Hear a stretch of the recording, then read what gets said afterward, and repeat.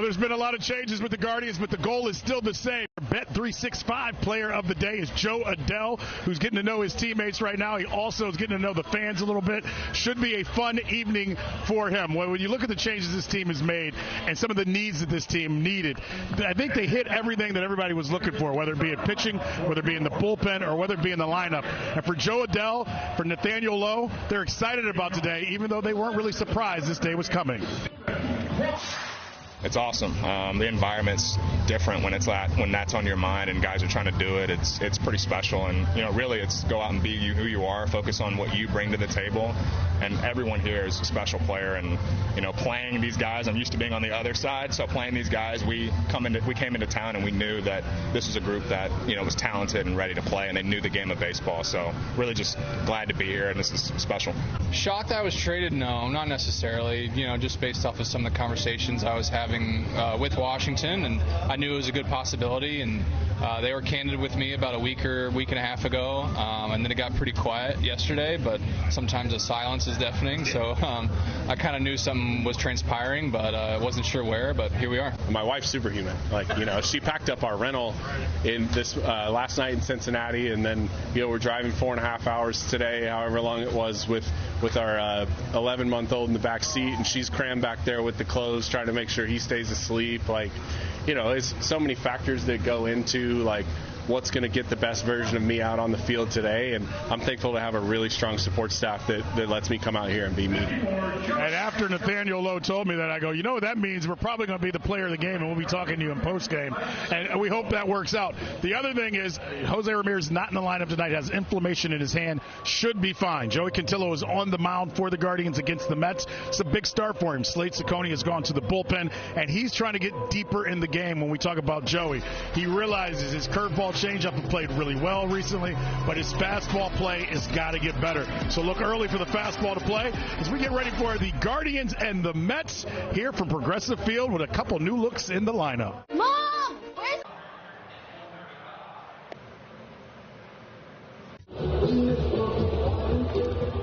Well, after a day off yesterday, a beautiful night for baseball here at Progressive Field as Joey Cantillo will take the hill for Cleveland. And Joey will be making his 24th start on the year. It'll be the first time he has faced the Mets in his career. So he's coming off a start in Cincinnati where he only went 4 innings, but 8 of the 12 outs he had were strikeouts. But he threw so many pitches, 89 pitches after that 4th inning, they decided they had to make a change. He threw 31 pitches in that 4th inning, and they took him out after that, although the team went on and won that ball game.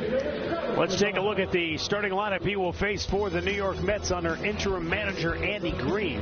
A.J. Ewing, a rookie, will lead it off. Francisco Lindor in the 2-hole. Bo Bichette will bat third. Francisco Alvarez will be the DH. He'll hit cleanup. Then Carson Benj, another promising rookie for New York. Luis Robert Jr. hits 6th. Then Marcus Semien, followed by Jared Young. And Luis Torrens, the catcher, batting 9th. Defensively for Cleveland, it looks like this. Martinez gets a start in left field. Kwan is in center, and welcome to Cleveland. Joe Adell will be out in right. Arias is at third. Rocchio, the shortstop, is on at second. Hoskins is at first, and Hedges doing the catching. The crew chief, Chad Fairchild, will call the balls and strikes this evening. Chad Whitson is your first base umpire. John Bacon over at second base. And down at third, Brian Walsh. Game top temperature 78 degrees and not a cloud in sight. Perfect night for baseball. The New York Mets, a disappointing 47-66, dead last in the National League's Eastern Division. Cleveland comes in 57-56, 3 games back of front-running Chicago in the AL Central. Guardians have won 6 straight against the New York Mets. Joey Cantillo fires, and we're underway. And he misses with a fastball for ball 1. A.J. Ewing, an Ohio native, grew up just south of Dayton in Springboro, Ohio. Drills that one to deep center. Racing back Kwan. It's over his head, but somehow he ran it down and made the catch. What a play by the Gold Glover over in center field tonight. He had a long run to get that ball, and somehow he did flag it down. Well, I'll tell you, it was a great catch. He got a great jump on that ball. He had to go on the backhand side, and he gets it right into the edge of the glove as he's going to collide with that wall. And you can see Adele loves it after he makes that catch for the first out of the ball game. What a play.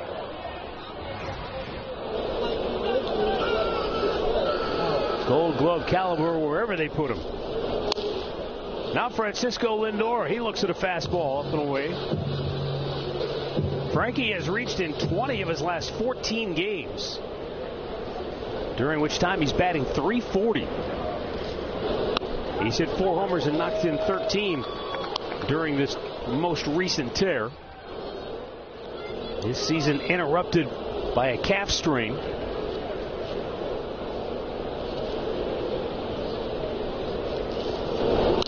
Seems to be a bit contagious. Juan Soto on the injured list with a calf strain for New York. I think that's the second time for Soto. But that last pitch that Cantillo just threw, the curveball, that has been his favorite pitch in his last 8 starts. 299 curveballs in that time since June 20th, and that's many more than anybody else. I've talked to Carl Willis about this after you told me that number, and I said, is that by plan, or is that because he said, well, it's one of his best pitches. Right. He said, because it's one of his best pitches, we haven't gotten on him about it. He goes, but at the same time, the establishment of the fastball has to become a priority more as well. Yeah, because it's inconsistent with velocity. But, that curveball, he's averaging more than 2 pitches per inning. Bring him up. And that time it worked. It's good. It's a good pitch without a doubt. Well, that just seems to be not the fight, but what they're going through, Matt, Rick, is that he's got 2 great off-speed pitches, and no one wants to take them away from him. But the establishment of the fastball still has to be present, is what I think Carl's trying to get across. Yeah, I agree. That sets everything up. 2 down for Bo Bichette.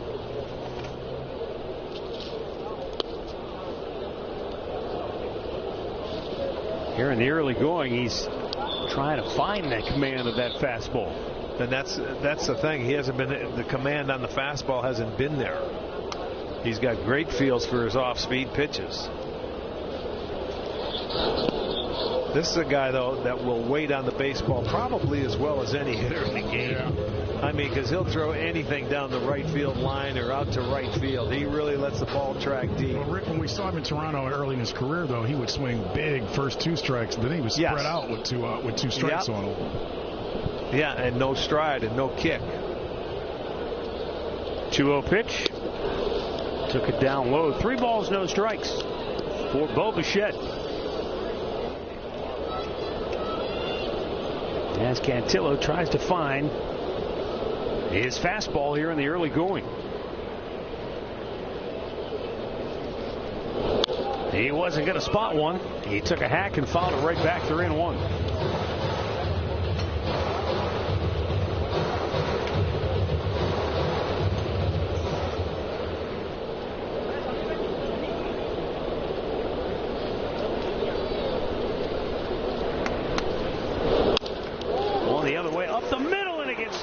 Diving attempt by Bizana, but he couldn't get it. And that's Bichette has a base hit. That's my point. You get the count in his favor, but he stayed back nicely on that curveball and hit a bullet right back up the middle. It may have stayed up a little bit because you wanted to throw it for a strike, but he stayed back on it. So 2-out knock for Bichette. Now we'll bring up Francisco Alvarez. Alvarez batting cleanup and serving as the Mets' designated hitter tonight. It's been a position that has suited him well in limited opportunities. He's DH'd 15 times so far to the tune of a .304 batting average. 3 homers, a double, and 7 runs batted in. Yeah, some people don't like to just DH. The early returns, however, are favorable for Alvarez. Yeah, he doesn't have to put the catcher's gear on. Get behind the dish. Make me happy. Yeah, right. In there for a strike. It's 1-1. And for the New York Mets, they're looking for able bodies to fill a number of spots. They were very active at the deadline. New York traded away 9 players before the trade deadline. And in return, they received a dozen prospects. Only one big leaguer, Chase McDermott, who's in the bullpen, a right-hander. Everybody else in the minor leagues for New York. The 1-2. Some of those prospects were highly touted from various organizations. Well, that's a rebuild, man. You got to go out and find some talent to put into your minor league system. For a team with a gargantuan payroll and sky-high expectations, it has been a disaster. The 2-2. Swing and a foul, got a piece of it, and it got a piece of the bare hand of Austin Hedges. Yeah, you could hear that. I probably could hear it up there too, right? He took one on the hand a few days back, too. And there you're looking at the deadline. A lot of pitching shipped out. That's almost their whole bullpen and after rotation.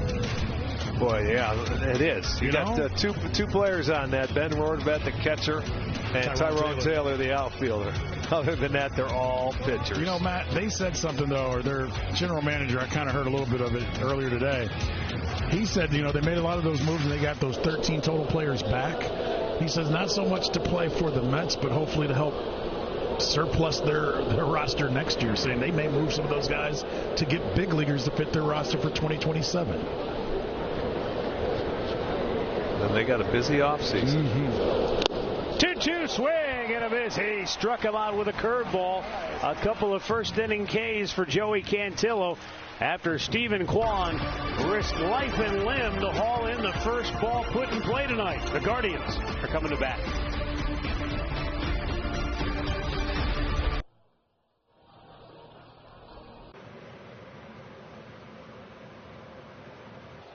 Good girl.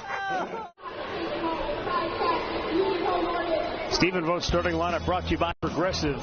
Tonight, Stephen Kwan leads it off. Joe Adell in the 2-hole. Chase DeLauder will DH in bat third. Rhys Hoskins hits cleanup. Angel Martinez is fifth. Then Travis Pizzana, followed by Gabriel Arias, Austin Hedges, and Brian Rocchio hitting ninth. Veteran left-hander Sean Manaea misses for ball 1. Stephen Kwan riding a 20-game on-base streak. He has a hit in 16 of his last 18 games, in which he's hit .439.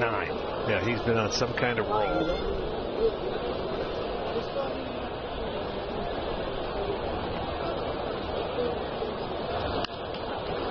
Up the left side foul. Well, let's look at Sean Manaea, who's making the start. He's making his 10th start today, 24th appearance. And you can see he's 2-5, coming off 2 really good starts. His last one against Atlanta, the one before that, the Dodgers. That hit him, and Stephen Kwan is aboard.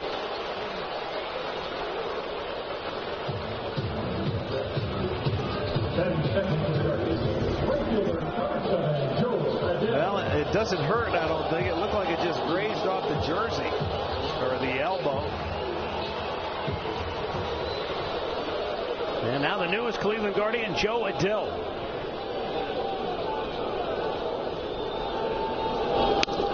Takes high ball 1. Adell was leading the Angels at the time of the trade in runs batted in with 62 and hits with 101.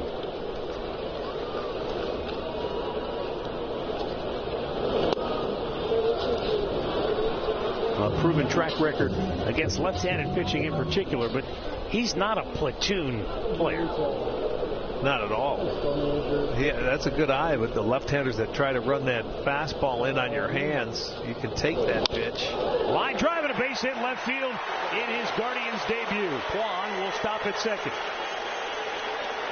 No better way to start off your career in your new home than with a solid line drive base hit. Well, you like it. He had the count in his favor. He didn't miss this one. Got a fastball, lined it into the left field. So you get the hit by pitch. You get a single. Hey, Jose asked for the ball for Joe Adell. Now he wanted it first. First in Cleveland. And it's a Guardian. Jose's happy about it. He's got the ball. Also, shout out to his grandfather who's watching. His grandfather has kept score of every single game he's ever played. And his dad is here as well, but he wanted to make sure I mentioned that. Joe Adell, born in North Carolina, grew up in Kentucky and Louisville. Good place to get bats, too. Miss low and away to Chase DeLauder. 2-0 for Chase. He's reached base in 21 of his last 23 games. Batting over 300 during that period with 6 doubles, 5 homers, and 16 runs batted in.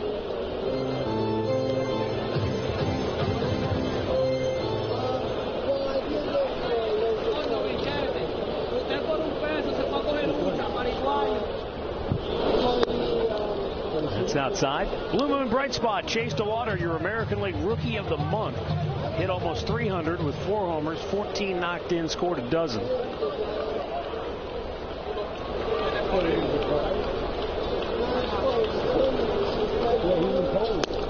And nice for him to come up to the plate with a little traffic in front of him. He was patient, and now the bases are loaded with nobody out. Yeah, hit by pitch, a single, now a walk. Toyota keys to the game, new look lineup. And Arch, Nathaniel Lowe's on the bench to start this game because the left-hander is starting for the Mets and Sean Manaea. But it's amazing what even one new bat like Joe Adell can do in terms of the lengthening and the positioning of the lineup now. Yeah, they put him right in that number 2 hole, and that's where usually Jose's going to be hitting. But I'll tell you what, he get up there, got a base hit, and it's a great way to start. Hoskins a swing and a miss. Stephen Vogt able to put Brian Rocchio back into the 9 hole, where he's been one of the most productive hitters in that spot in the lineup all season long. Travis Pizzana drops down to the 6th spot. And again, that's with Lowe on the bench and Jose Ramirez not in the lineup tonight, though he's expected to be back in there tomorrow. 1 down as Hoskins strikes out. Yeah, he comes at him right with the heater, and that's right on the inside edge there. He gets the 95-mile-an-hour fastball, gets the strikeout, and out number 1. Now Angel Martinez, who was 2 for 5 in his last game. Hopefully that's the spark that gets him going. That's his pitch right there, the sweeper. He likes that's a strikeout pitch. He's made 8 career starts against the Guardians. 3-1 with a 3.66 ERA, but they got a chance to get on him early.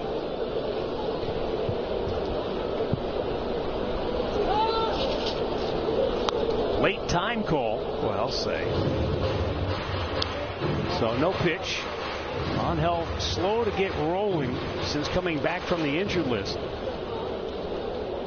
He's been very good with the bases loaded this year. Matt, Rick made a good point. I don't know if you were with us when he did, but when you're Angel or Jose, you got to get going on both sides, not just one side when you come back. It's not like just got to get my left hand swing and go. Oh. Yeah, when you lose some time and you got to get that rhythm going, you got to get both sides of the plate. And both of them have started off slowly since they've been back. Even Martinez has gone out on a rehab. Would he play 4 games down in the minor leagues? I believe so. And Jose did not make the trek down there. Off to the right, out of play.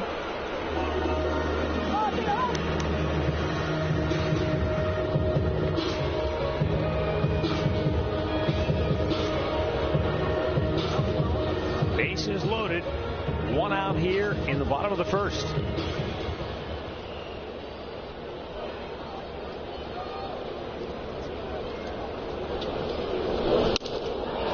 And back-to-back strikeouts, 2 down.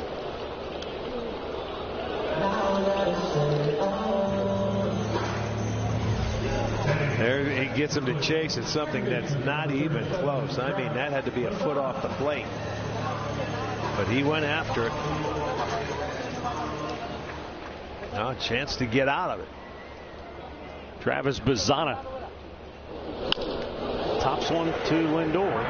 And the Guardians waste a golden opportunity early. No score after 1.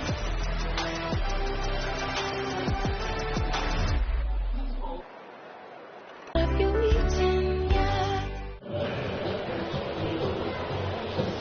Guardians TV is presented by Progressive.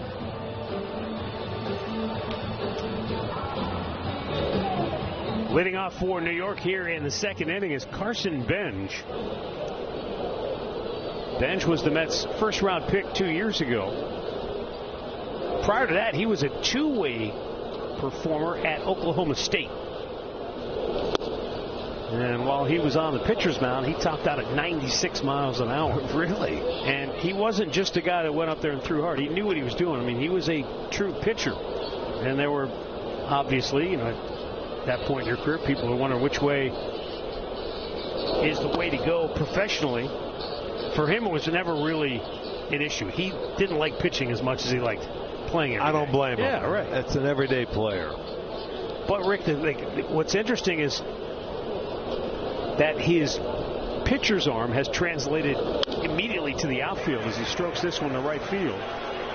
And Joe Adell takes care of that for out number one. If you had a strong arm as a pitcher, you just have to stretch it out a little bit, but he's accurate in his throws from the outfield, and he's got some power behind it, too. Well, he stayed back on a nice curveball and hit it hard. Lefty on lefty. There is Luis Robert. Robert missed 3 months of the season with a back injury. Just recently returned from that IL stint in an 11 games since.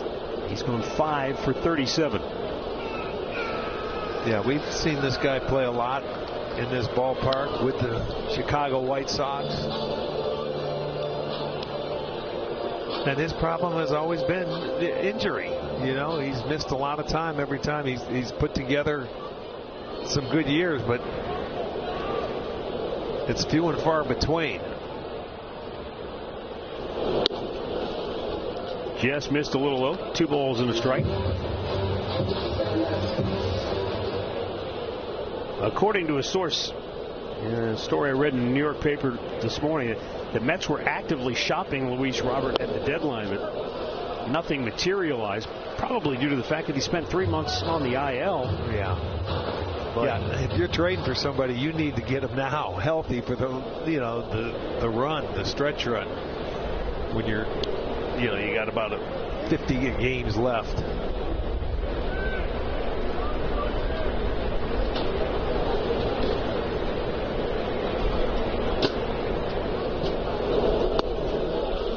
Strike 3 call on the curveball. So, third strikeout for Joey Cantillo. 2 down here in the second inning. Statcast 3D powered by Google Cloud. And you can see that that curveball use, boy, it's going up monthly. You see early 16%. He had a great changeup back then. It went up to almost 20 in May. In June, 35, and now July, 39%. There's a good fastball for strike 1. I guess that's just his security blanket. It's a good one. I mean, he's had great bite to it. He can control it. You get swings and misses with it.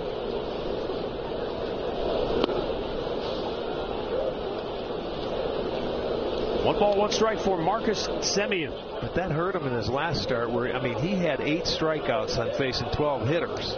He just threw too many pitches, a lot of deep counts. As I mentioned, now he's averaging over 18.5 pitches per inning. Swung through that curveball, and it's 1-2.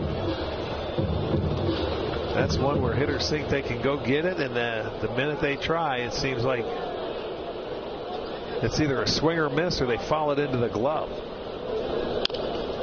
Weak contact to third. Arias unloads. Low throw, and Hoskins went into self-defense mode. Another error, and it keeps the inning alive for New York. Arias, he had plenty of time. He just uncorked a bad one. Yeah, he threw it hard. And it's short hops. Hoskin, he can't do it. He just spikes this one into the ground. He's going for the backhand, and he just said, no way. So a 2-out error. That's the 61st error made by the Guardians this year.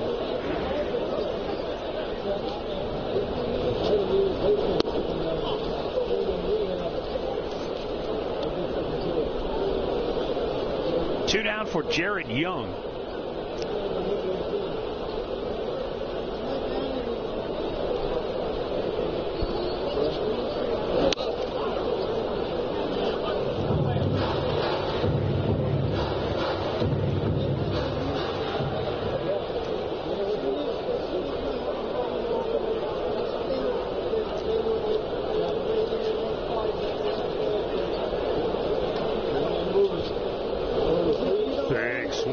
He chased a pitch that didn't look like it was a strike. Well, that was a cutter. He wasn't going to give in and just throw the fastball. Throw that thing that looks like a fastball, has a little cut to it. So he got him to chase the 2-0 pitch.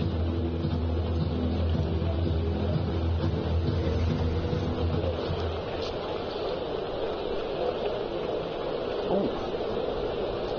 Hedges ran into the bat. Yeah, it didn't feel good. Of Jared Young. There was a moment. Runner goes. Pitch is low. Throw to second. Not in time. And a steal for Semien, his 8th on the year. So he's in a scoring position with 2 outs. Yeah, the Mets don't steal many. That's only their 57th. Throw a little high. Semien gets in there. And Young in a good hitter's count here, 3-1. Takes ball 4. So what should have been a 1-2-3 inning now extends to the 9th place hitter, Luis Torrens.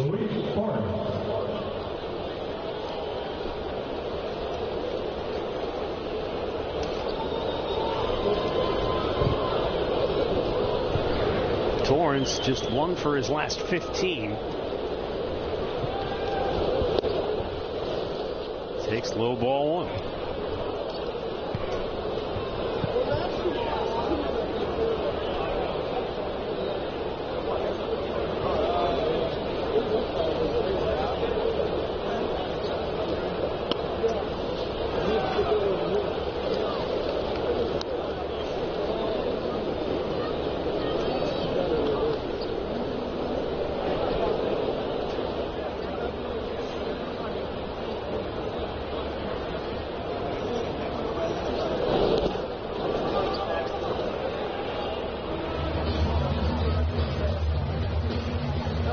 It's too bad. Eric kept the inning going, making him throw more pitches. And now all of a sudden it's 3 straight to the number 9 hitter. At 38 pitches, 19 and 19. That's not the numbers he wants either. No, but he should be out of the inning. That's the sad thing about it. Fastball in there for a strike, 3-1.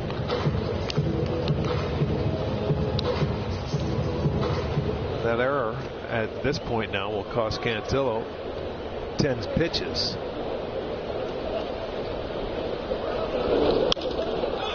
Right field. Back goes Adele onto the track. At the wall, he leaps and it's gone. Just the 3rd home run of the season for Luis Torrens. And that ball carried very well to right field. A 3-run homer with 2 outs here in the 2nd inning. And just a thoroughly self-inflicted disaster for the Guardians.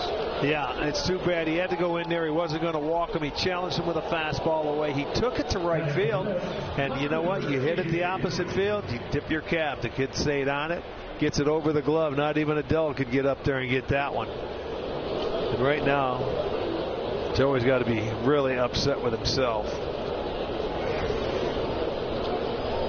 Now A.J. Ewing. And he hit the ball extremely hard his first time up. It took a dynamite effort from Stephen Kwan to rob him of a double.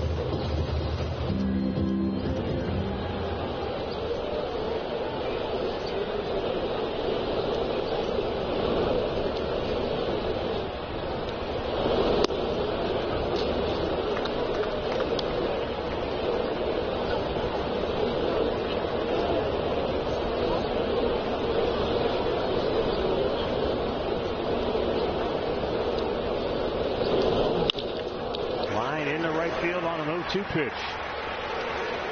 Adele cuts it off, got rid of it quickly, but Ewing flies into second base with a double.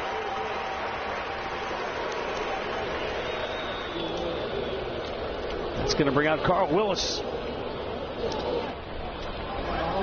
Here comes the breaking ball. He stayed back on it beautifully, and he just waits for it. And line drive into right center field, and he was hustling all the way. He knew it was a double. It was in between Adele and Quan. Get it in. So now back-to-back hits, and Carl just has to settle it down a little bit. While they talk it over, we'll get a word here from Cleveland Clinic. Sports medicine for the moments that move us. The future of peak performance is here. Cleveland Clinic.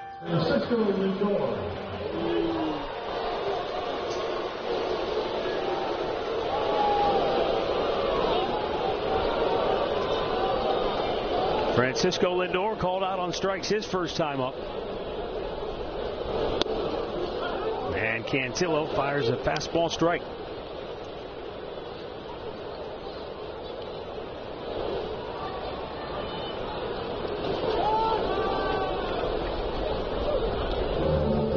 Lindor began his career here in Cleveland.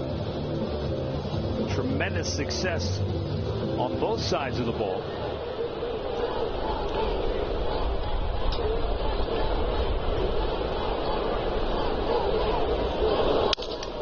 Broke his back, and the shortstop, rather the second baseman Bazzana, goes out to get it, and that retires the side. But the Mets strike for 3 here in the second, and they have the early lead. There's a reason why Toyota is 3-0 Mets, bottom of the second inning. Gabriel Arias leading off for Cleveland. His error led to 3 unearned runs in the top half of the inning.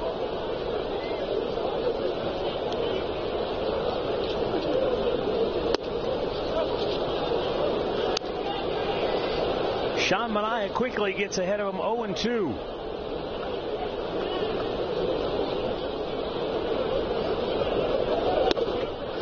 Three pitches. Third strikeout for Manaea. One down here in the second. Well, in collaboration with Good Company, we've got a new food item here at the ballpark. Looks good, doesn't it? Spicy Thai fries. So you've got some sweet chili pork, sambal mayo, carrots, cucumbers. Oh, you're good. Not a boy. Now how are you going to talk? You want me to go? All right. It's strike one to Hedges. Hedges now. Little breaking ball, so that 3 runs has given Manaea an opportunity. He looks like he wants to come back and throw strikes. Oh, is it pretty good? That's solid right there, yeah. Good. We'll keep it here for you in between innings. Spicy sambal mayo is pretty good kick. Crispy fries, that's really well done. Tapper to short. Lindor slings it over, 2 down. You can pick up the Spicy Thai fries on your next visit to the ballpark at the Fry Box, which is located in section 119.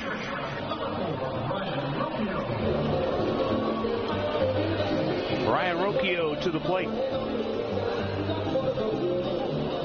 You like Thai food?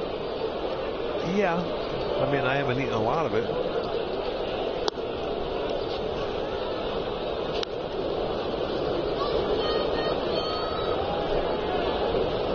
I don't think they have French fries in Thailand, though.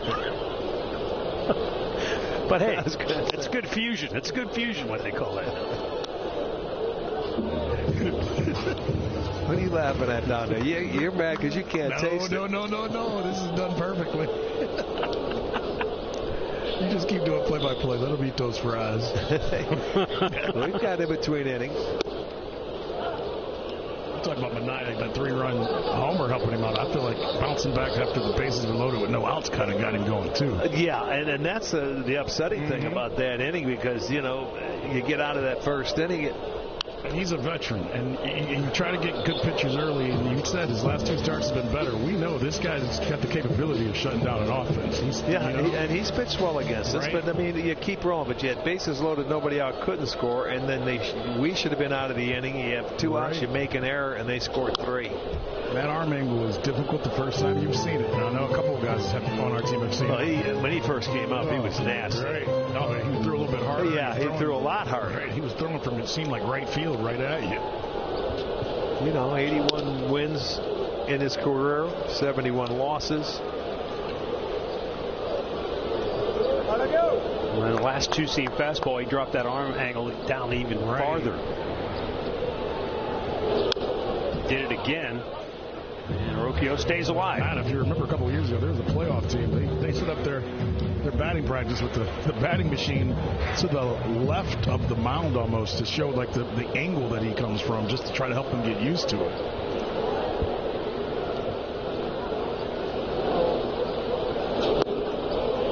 Low, ball 4. Second walk issued by Minaya.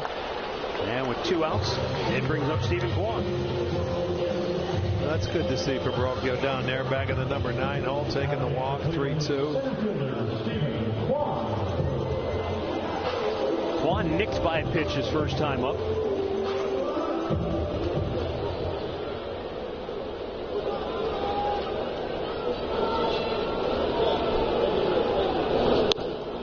Missed outside, ball 1. Hyundai in the driver's seat. Guardians 34 stolen base attempts, 34 stolen bases in their last 36 attempts. Yeah, they've got an outstanding percentage. Not only they're stealing a lot. Drive, base hit right field. Rocchio hits the bag. He's headed for third. Bench has a great arm. I told you earlier. Oh, my goodness. You are right. That was right on the money. So the Guardians, a mistake-filled second inning, and it's 3-0 New York. Bench, the one-time pitcher with an accurate throw, nails Rocchio. Looks like Dwight Evans.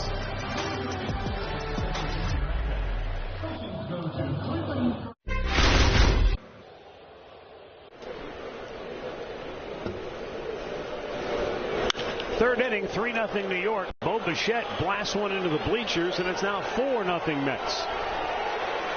His 11th home run of the season. Bichette was 3 for his last 24 coming into tonight, and he's 2 for 2. Well, you remember in his first at-bat, he had the count in his favor. So he saw some pitches, and he jumped on that first one, and I mean, he crunched it. That ball was a hanger, and I mean, he hit it halfway up the bleachers. It's his 11th home run. And there's that, I don't know if that was a cutter, slider. It certainly was not the curveball. It was a BP fastball.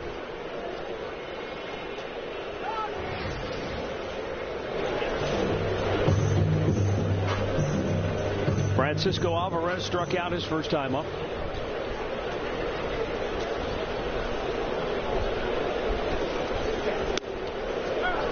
And Cantillo with a fastball strike.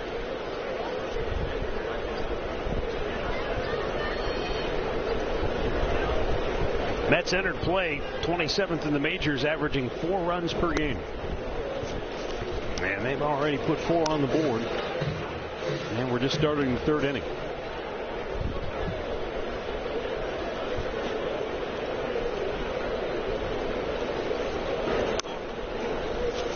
This is a reversal of sorts for New York. This year, they have been one of the slowest starting teams in baseball. They've been outscored in the first 4 innings of their games this year by a total score of 256 to 188. Ooh. So that's playing from behind early on a fairly regular basis. So, well, they're 13 and 14 against the American League this year. Swung out and missed. He strikes him out. 4th K for Cantillo. 1 down in the third inning. Well, it's Marvel Night tomorrow when the Guards host the Mets, and kids 6 and under will receive a Spider-Man comic book while supplies last. Plus character meet and greets and more. More fun throughout the game. Get your tickets at CLEGuardians.com.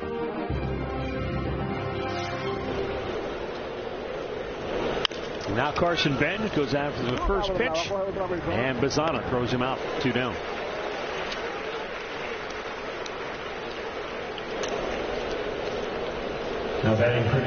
Up comes Luis Robert.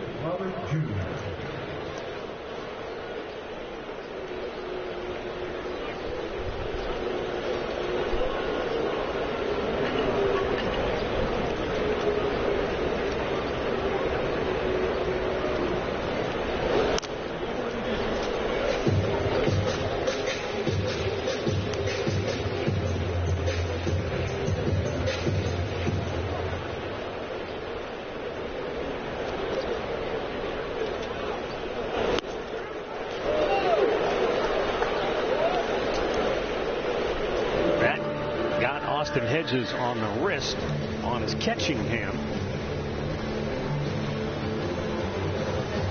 Well, see, the one arm comes off the bat and the extension goes and it gets him right on the wrist. I mean, and that does not feel good. Took a foul tip off his bare hand. Got hit in a mask by a bat, and now he's hit on the wrist. It's a bad first 3 innings for Hedgie.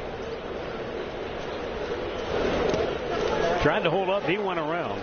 And Cantillo strikes out a pair here in the 3rd. But Bichette's bomb has the Mets in the driver's seat. They lead it 4-0.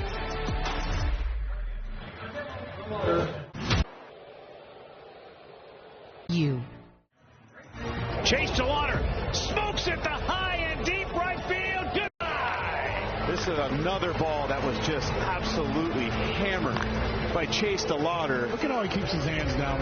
It's unbelievable what he's able to do. I think the most impressive thing is how consistently hard he hits the ball to all parts of the park. It's not just pull centric. I don't think he knows what a bad part of the bat is.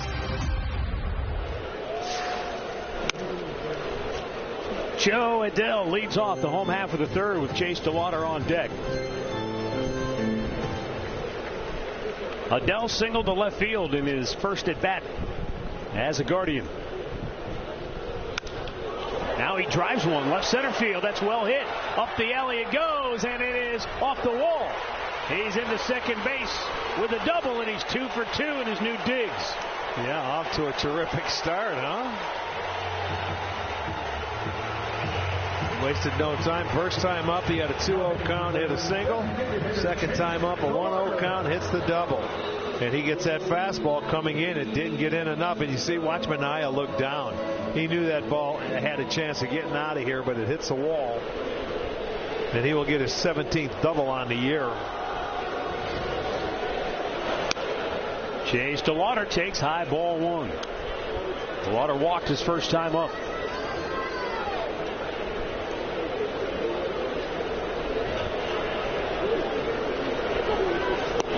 That's outside, 2-0.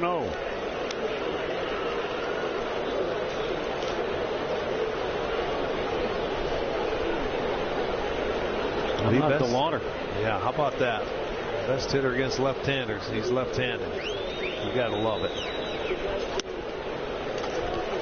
3-0.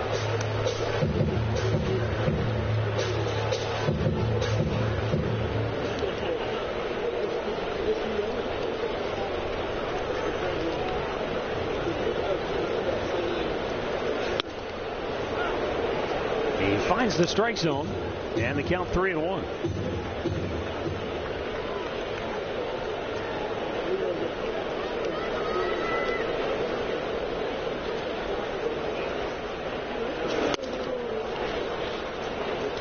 A challenge coming from the catcher Torrens. Catcher is challenging.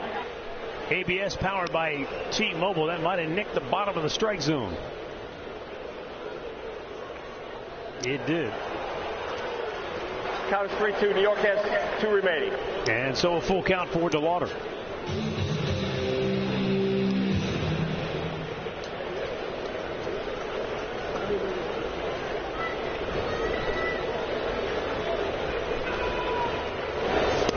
It's outside.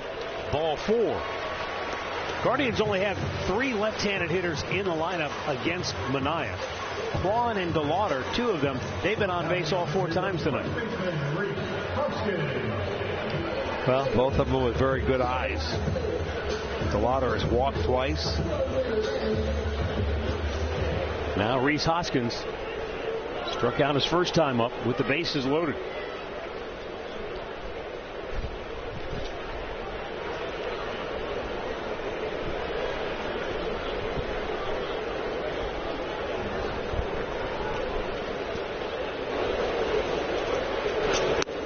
He kind of got caught in between. It's called a strike on a fastball.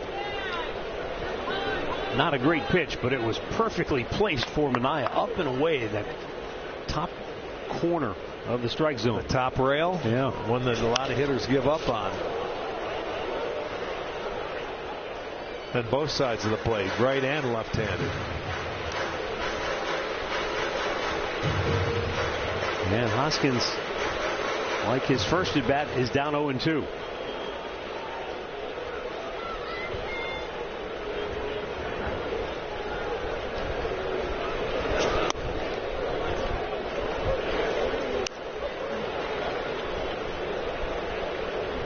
See if that was a purpose pitch to straighten him to go back away. Yeah, well, he just wanted, he was not going to give him anything out over the plate. Hammered foul, not where he wanted it. That's why you got to go up and in there, and he was ready for the next one to come in there. See, watch where he's sitting. He wants it up and away in that rail, and then boom, it comes inside right into the wheelhouse. Another challenge from Torrens. Catcher is challenging. Did he get two of them in one at bat? He sure did. New York still has 2 remaining. So that's the first out of the inning as Hoskins strikes out for the second time.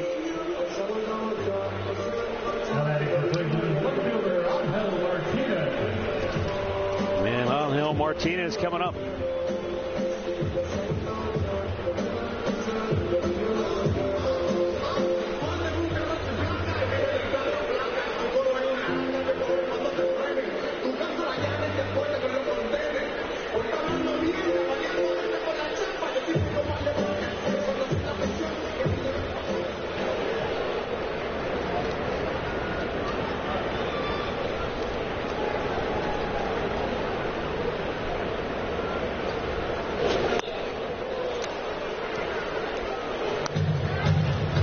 He's just teasing Martinez. He's not going to give him. He knows he likes to hit the fastball, so he's slowing things down, seeing how aggressive of a hitter he is.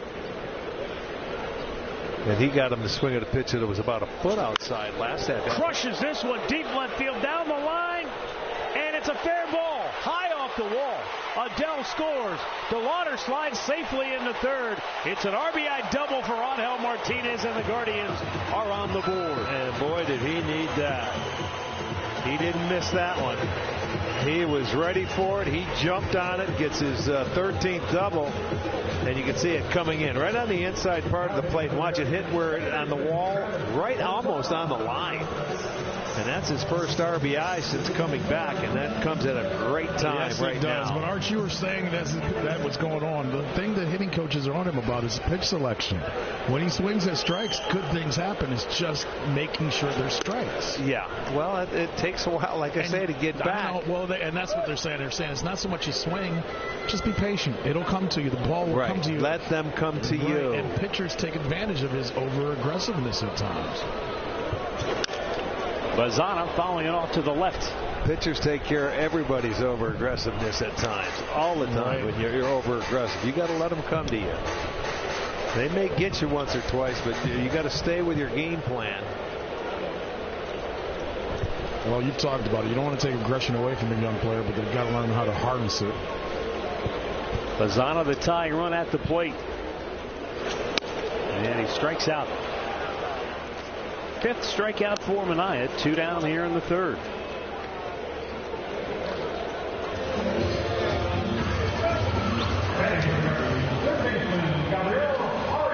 Once again, preying on the aggressive nature of a young hitter. Now Gabriel Arias.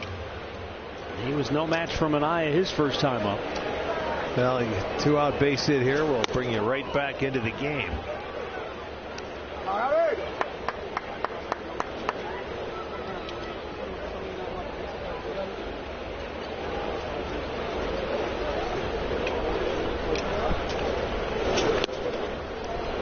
going away to even the count.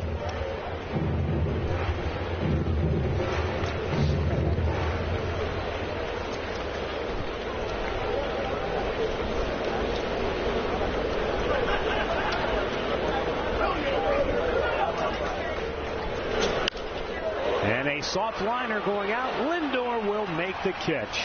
And the side is retired. Well, the Guardians get on the board. Joe Adell is 2 for 2 in his Guardians debut. Well, the Guardians trail by 3 after 3 in Cleveland.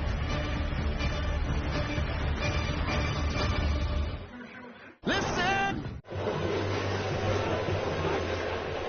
4-1 Mets lead it, 4th inning. Marcus Semien will lead it off for New York. Reached on an error, and that opened up an opportunity for the Mets in the 2nd inning, and they pounced, scoring 3 times to take the early lead. Joey Cantillo struck out a pair in the 3rd, retired 3 straight after the homer by Bo Bichette. Well, we're joined now by Guardians President of Baseball Operations, Chris Antonetti. What'd you do on your off day yesterday? little golf, got a massage, took a nap.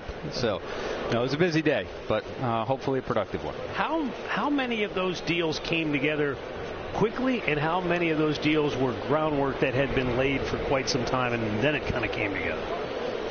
Most of the deals we had been working on for quite a while, and including a lot of the ones that ultimately didn't get done. But of the 4 we worked on and the 3 yesterday, I would say all but 1 took quite a while. When you're working through those,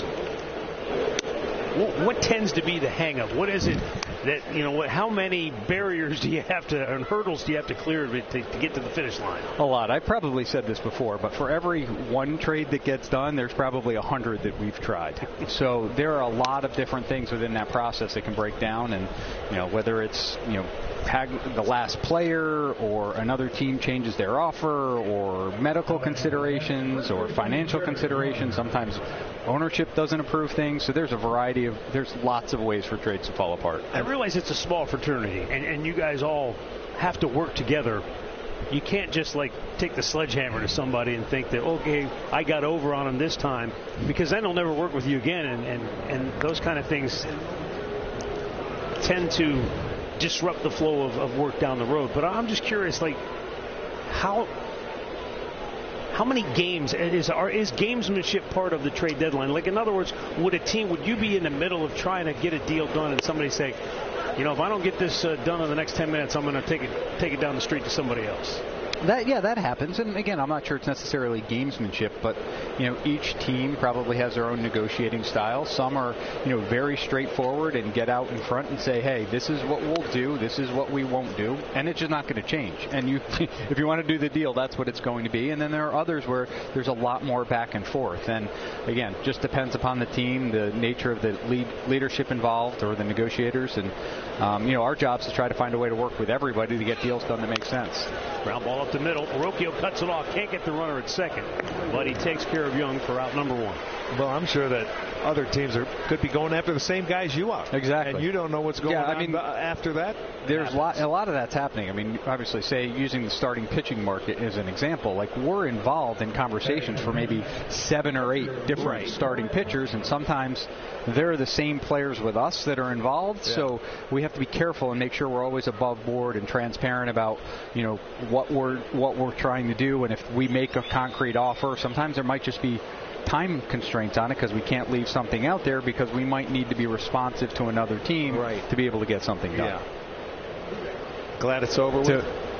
Yeah, I'm excited for the balance of baseball we have left. So good job. I feel we are. We'll see. We feel we're a better team than we were 10 days ago, and now we have a great opportunity in front of us. Well, Joel's 2 for 2 tonight. Huh? It's good to see him get off to a good start. It is. Steps right up and gets a single and then a double. It's got to make him feel better. He's really been effective against left-handed pitching. That's been kind of his calling card over the last 3 years. He's had a little bit of inconsistency against righties, but when he's at his best, we think he can really do damage against lefties and be pretty productive against righties.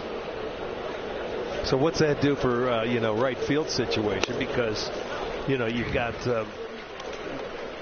Chase Delauder that's out there, and basically he's going to be playing right field because that's his spot, right? Right. He primarily play right. I mean, it'll be up to Voter to figure out how do we make the best lineup each day. But both guys will get their share at DH and in right field. We've seen for most of the year, Chase has gotten regular time at DH. Posey's got some time at DH. Right. So now Joe will kind of mix in there and DH some as well. Luis Torrens, 3-run homer his first time up. 2-2 pitch and a line drive to center for a base hit. Oh, good. He went back. He can get it in. They're going to wave Semien home. The throw is cut off by Hoskins. And Torrens has knocked in 4 of New York's 5 runs. So the goal of the deadline with the offensive players was to provide Voter some additional options and just improve the depth and the length of the lineup. And with both Joe and Nathaniel, we feel we've been able to do that, and hopefully they can complement the group that's here, and then they can take off together. I like Lowe at first base as well, and he's always hit well against us, as you well know. No, I've seen it too frequently. We just wanted to get him on our side finally because he's swung the bat well against us. Hard hit ball into right field. A.J. Ewing has his second hit of the night. And now Mets at first and second with 1 out. I hate to use the word easier, so what's the different dynamic when you're trading for players who aren't under control for years beyond this season? How does that change the dynamic in terms of, ultimately getting a deal done? I think it really can impact. Sometimes it impacts just the asking price. Obviously, the longer control, the more time that player can impact an organization. So just as a general rule. Right field, Adele on the move. He'll make the catch. And the runners will tag and try to move up. Torrens gets to third. So as a general rule, teams will typically give up more value for the longer control. But obviously that's impacted by the quality of the player. So you can see a player like Tarek Skubal, who only has a couple of months remaining, can still command a very good prospect package. A lesser player that has more control still might not get that same talent in return. So that's part of the give and take of the negotiations when you're going back and forth.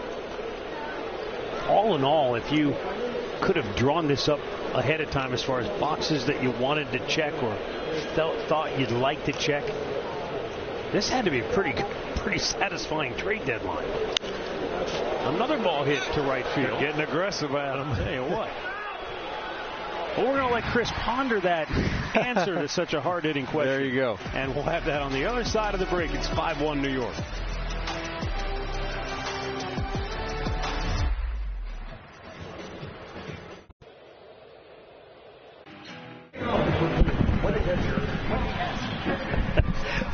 Mets on top as we go to the bottom of the 4th inning. And it will be Austin Hedges leading off for Cleveland. And I can't even remember what I asked you. I was so funny. Right before the break, I was going to say, you might need to remind me on the other side what the question is. And I was sure at least you'd remember because I certainly don't. No, Bo Bichette got into that fly ball and then started talking too much in between innings. He got off course. We got off track. Anyway, good answer. Yeah, it was. That's the best answer, best question and answer of the day right there.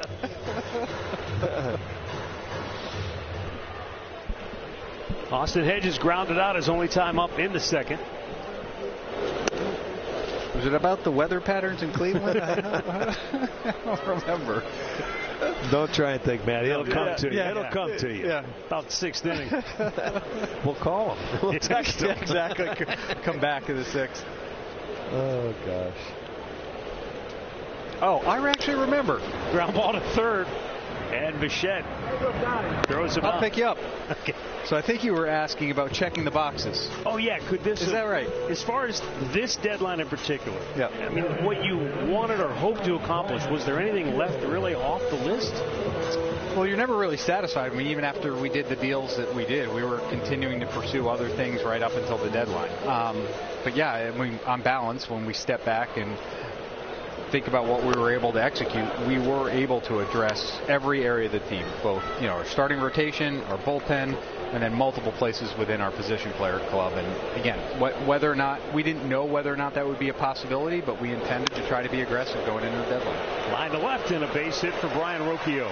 Like to see Roque come back, walk the first time down in that number 9 hole. Maybe feels a little more comfortable because he was jumping around the lineup for a while. He was. Yep. And on balance, he's put together a really good year. If you look at the totality of what he's done at shortstop and stack him up against the other shortstops in the American League, he's done a really good job. I mean, he's relaxed a little bit more. He's letting the game come to him. And when he first started, getting 2 strikes and widening that stance out and trying to put the ball in play, it's really come a long way. How much has Stephen Kwan's remarkable turnaround in season impacted maybe the moves you were able to make versus where if he doesn't get it turned around and the team doesn't continue to keep its head above water when Jose was down, you might have been in the position the Mets were in. That's a big point. Yeah, I mean, obviously our competitive position was an important part, and Steven and the way he swung the bat really over the last month and a half has been an instrumental part about trying to keep us afloat. And it's been remarkable to see, his turnaround, and I think he's gotten back to being what makes him great, and it's awesome to see. Great eye at the plate. He's not swinging and missing. When he gets the 2 strikes, he's fouling off pitches that way and staying alive. Yep, looking to really hit the ball on a line somewhere up the middle or the opposite way, which just makes him. And when he does that, that allows him, when he gets the ball in, to be able to still drive. He earns. You earn those pitches inside when you take the ball the other way because they're tired of you taking line drives that way. They got to try and get you out some other way. Yep. And that's the thing earlier in the year, like he wasn't covering the outer half as well as he could. He was just getting pitched out there pretty consistently and never got those pitches on the inner half. Lazy fly balls. Yep. Good count here for Kwan, 3-1. He's going to take it. Make him work. Joe Adell waiting on deck. He's already 2 for 2 in his Guardians debut.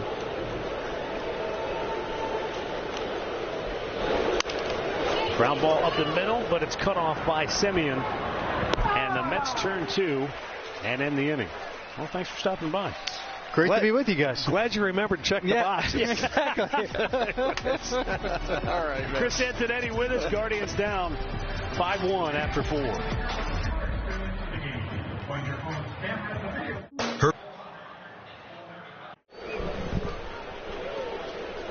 Francisco Alvarez leading off for New York here.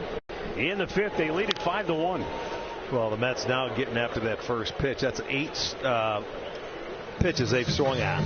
First pitch. And the last 4. So Ewing, Lindor, and Bichette. I mean, they were up there hacking from the get-go. Absolutely. Man, a swing and a miss. It's 0-2.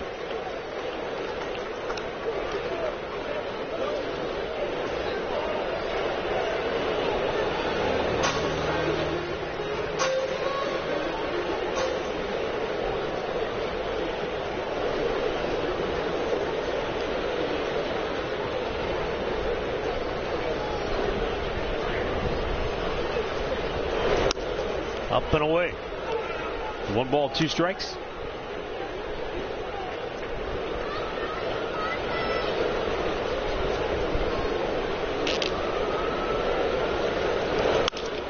Line up the gut. And to me, it just looks like they're sitting on off-speed breaking balls or a curve ball. They're having some really good swings on it. Bet365 scores from around the league. Keeping a close eye on the Red Sox and the White Sox. And boy, Boston jumping on Chicago early. They're up 6-0. The hottest Sox in the land, both of those teams. And that's a huge 6-0 lead for Boston. I just think this is a big week for these two teams. When you look at the White Sox, 3 with the Red Sox and then 3 with us. It could be a week that changes things for both of these clubs.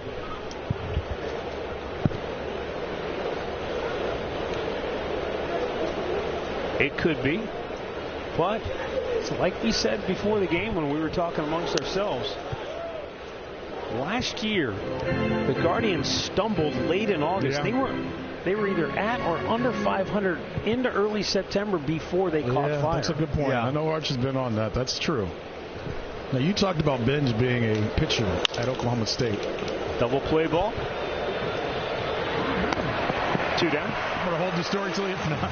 But you know the guy that starts on Thursday on getaway day was a teammate for a little while at Oklahoma State, and he was a pitcher as an outfielder as well. So they had two-way players that both end up getting drafted by the Mets, and they're playing different positions now.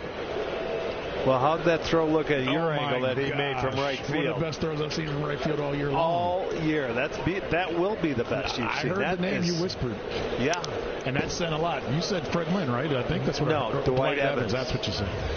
That throw I mean, watch this. I mean, on the money. He didn't even get a step. He just turned and threw, and a one-hopper strike.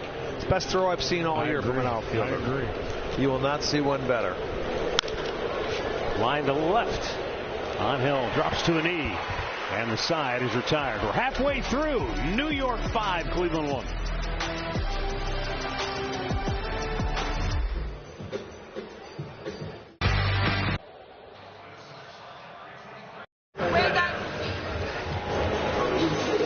Bottom half of the 5th, brought to you by your Northeast Ohio Jeep dealers.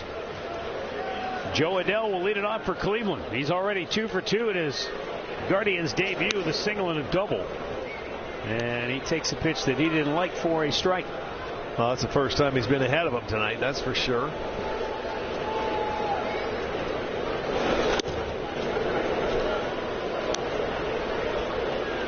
And now Adell finds himself down 0-2.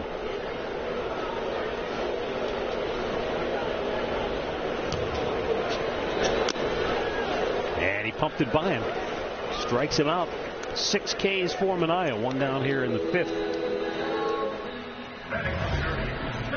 They wanted it up out of the strike zone. Boy, that's about as high as you could put your glove as a catcher. It was in the zone anyways, but he got a swing and a miss. Arch, the more games I watch, the more guys you watch it catch, I think that's sometimes a setup. You know, where they put the hand up that high. Because you know what I'm saying? No one throws a pitch that high. No, but he's just letting you know, please get it up there. Don't make a mistake. 0-2. Now that, yes, I can see. But sometimes I feel like these catchers do it almost to. Well, they could. I mean, you know, they certainly could.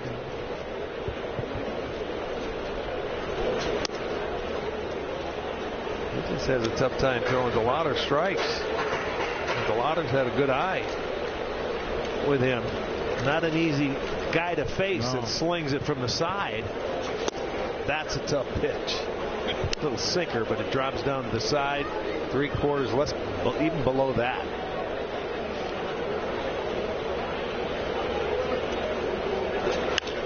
Shoots it into left field for a base hit.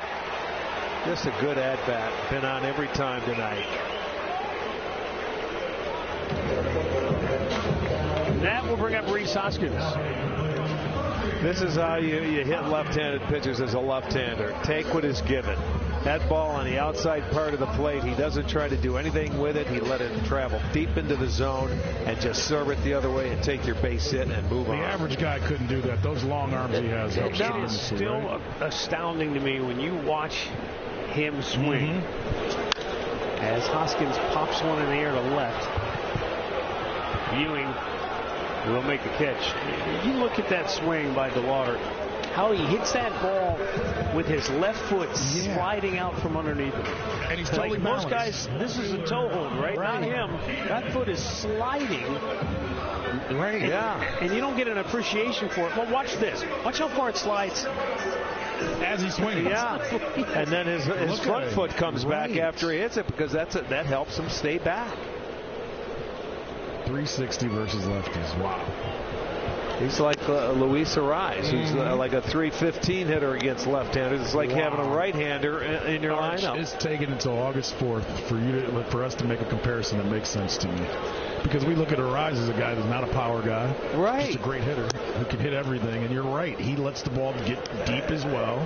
They're same kind of hitters. One's 6'5", the other one's 5'11". Right. 5'10".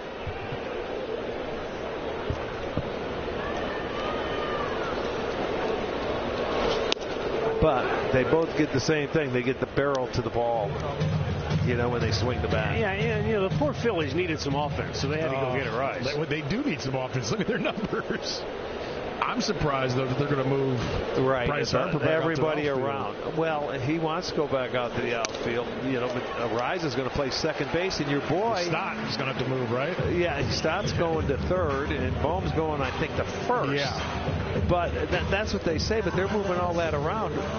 They should have sent Ron Washington with him. No kidding. Second base. How about them? He's a good second baseman. Yes, he's a really good second baseman. You know what? He learned it from him in San Francisco. I'm glad you brought up my guy Wash, because Joe Adele and I had a good conversation about Ron Washington. Oh, did you? Did you ask him about playing for him? He started smiling and said, "Wash is why I'm here and why I've become what I've become." Right. He's a baseball man. Because Wash told him, "I'm never going to lie to you. I'm going to tell you the truth. And you got to get better." And he goes, "I'm going to make you better." And he said he did. Well, that's what he does. He makes people better. Well, Travis Pizzana trying to give the Guardians a lift here. They have had opportunity after opportunity tonight. They have left 6 men on base. They've had runners every inning hit into a double play that ended the 4th. Now 2 on, 2 out here in the 5th.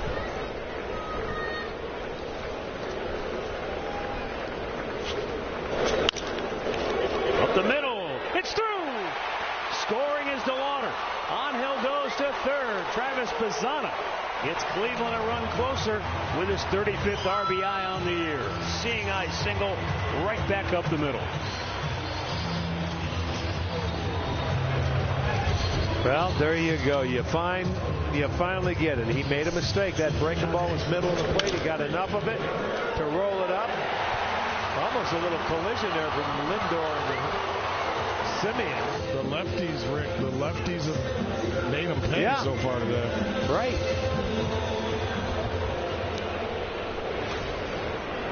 Gabriel Arias 0 for 2.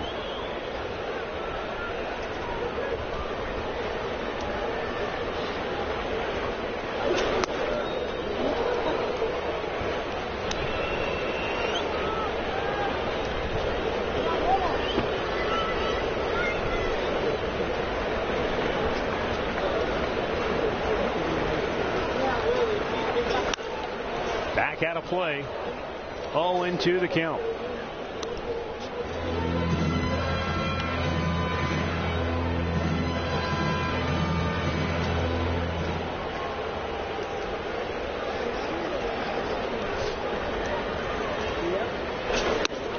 And he struck him out on 3 pitches. 5-2 Mets as we head to the 6th.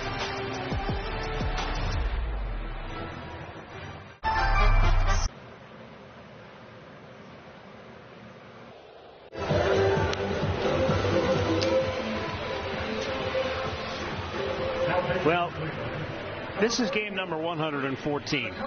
If you look at this year's club compared to last year's team after 113 games, record almost identical. Last year's team was 1 game better.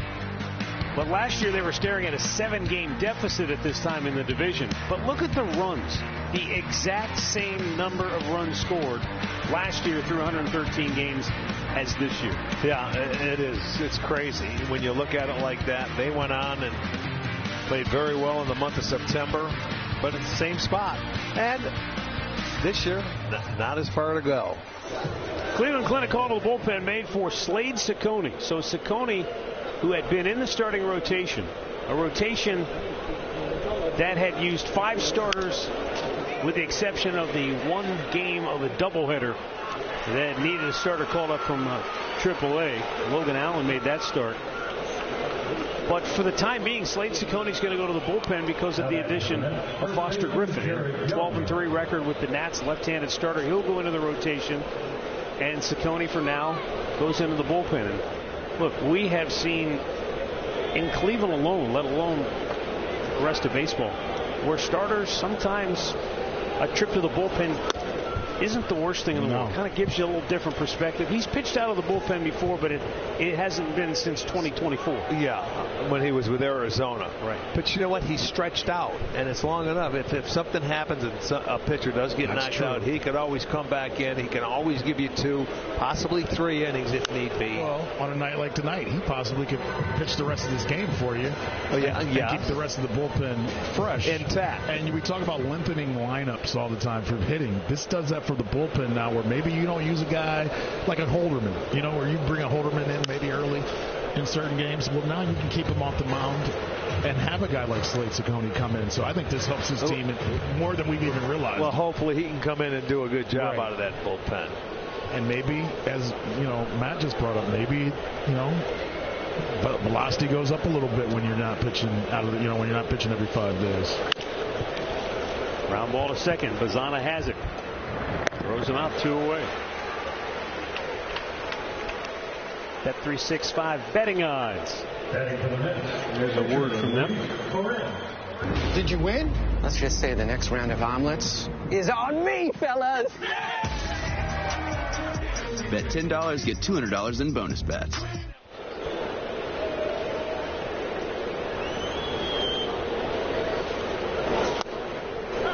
The light-hitting Luis Torrens bombed a 3-run home run to the opposite field in the second, and then a run-scoring single in the 4th.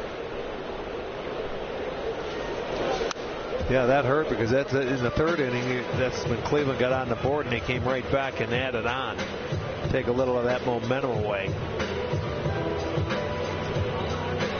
But it's only a 3-run game here in the 6th.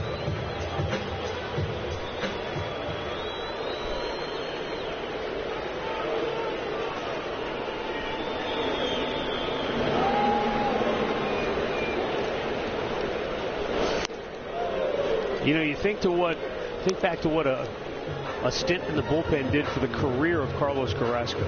Yeah. You think in Kansas City what taking Luke Hochevar and moving him to the bullpen did for the Royals. Yeah, he stayed in that bullpen. Hochevar did, and it was a great setup guy. He went from a guy who had an ERA of around 5 as a starter to an ERA under 2 as a reliever in his first full year out of the bullpen. So there are guys who, for whatever reason, take to it and just kind of they thrive with it. Yeah. You know why? It's guys that like to pitch every day. I want to be a part of it. Wow, that ball was hammer. This guy is having some kind of night. What's he doing hitting 9th? We've seen him get 3 straight hits, and I mean, he's hit the ball hard every time. 1 for his last 15. Wow. Coming into this game. I mean, that's a tough one there, boy. That's just by you. That's 104 off the bat. This guy's hitting 9. He's got 4 ribbies and 3 hits. I bet he plays tomorrow.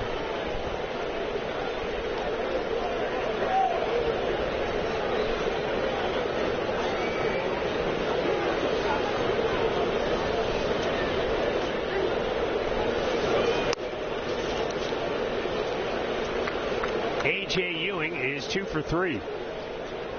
Grew up in Springboro, Ohio, drafted out of Springboro High School in the 4th round of the 23 draft by the Mets.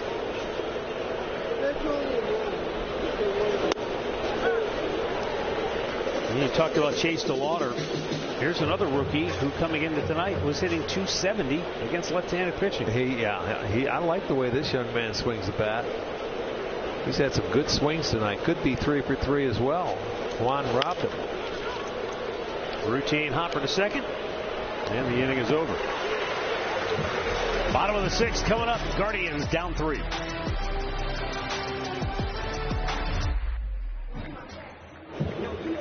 This June, MLB Plus is brand new this year. You can stream MLB Network 24/7 in the U.S. and select out-of-market games every week. Plus, live radio broadcasts of every game, game day 3D, big inning, and minor league action. Visit MLB.com/MLB Plus to subscribe today. Sean Manaea back out here for the 6th inning, facing Austin Hedges, who is 0 for 2.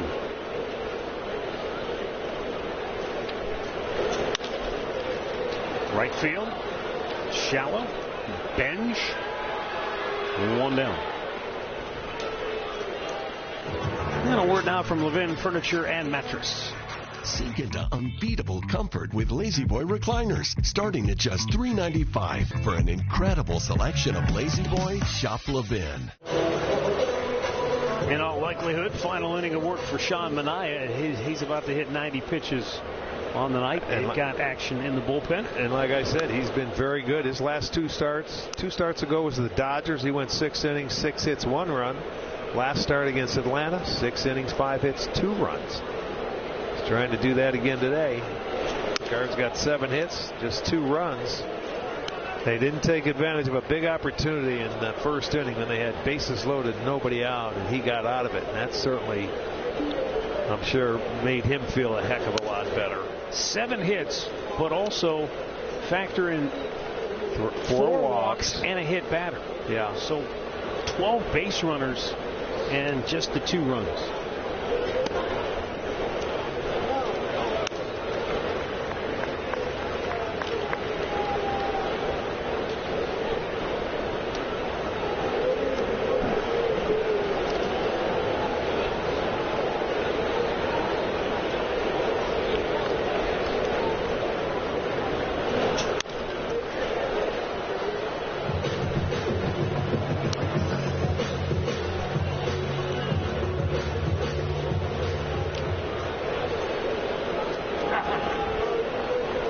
Payoff pitch. And there's ball 4. 5th walk issued by Manaea. And that'll turn us over to the top of the order. I wonder how long he's going to let him stay there, because the left-handers have 3 hits off. Kwan's been on twice out of the 3 times. Hit by pitch. Daniel Duarte, right-hander, up in the bullpen. They have 3 lefties in the bullpen. I guess we're so used to seeing the lefties. I'm surprised that it's a right-hander that's up. Yeah, usually the first guy out of the pen is normally a left-hander. It seems like it.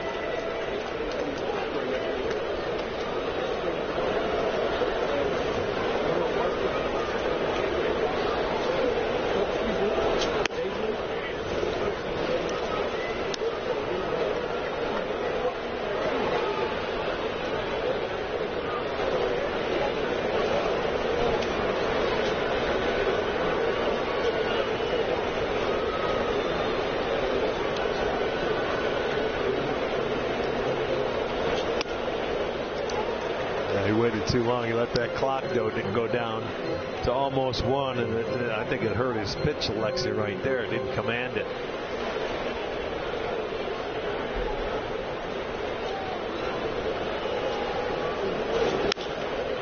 In the air, slicing, foul ground, out of play.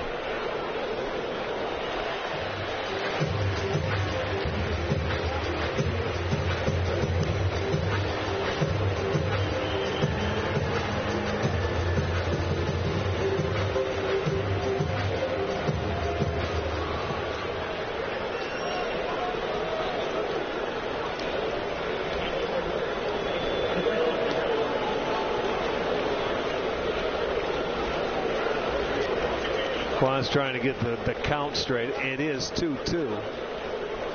And he's taking his time out.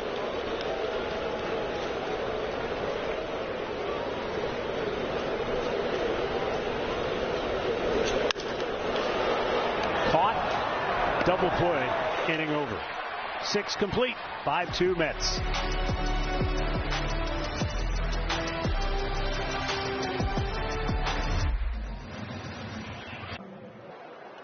Damn, that's cold.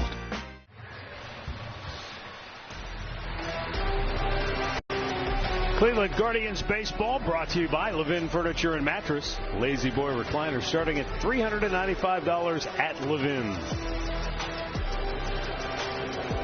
Francisco Lindor will lead off for the Mets here in the 7th. New York leads at 5-2. And Slate Ciccone with a backdoor cutter for strike 1.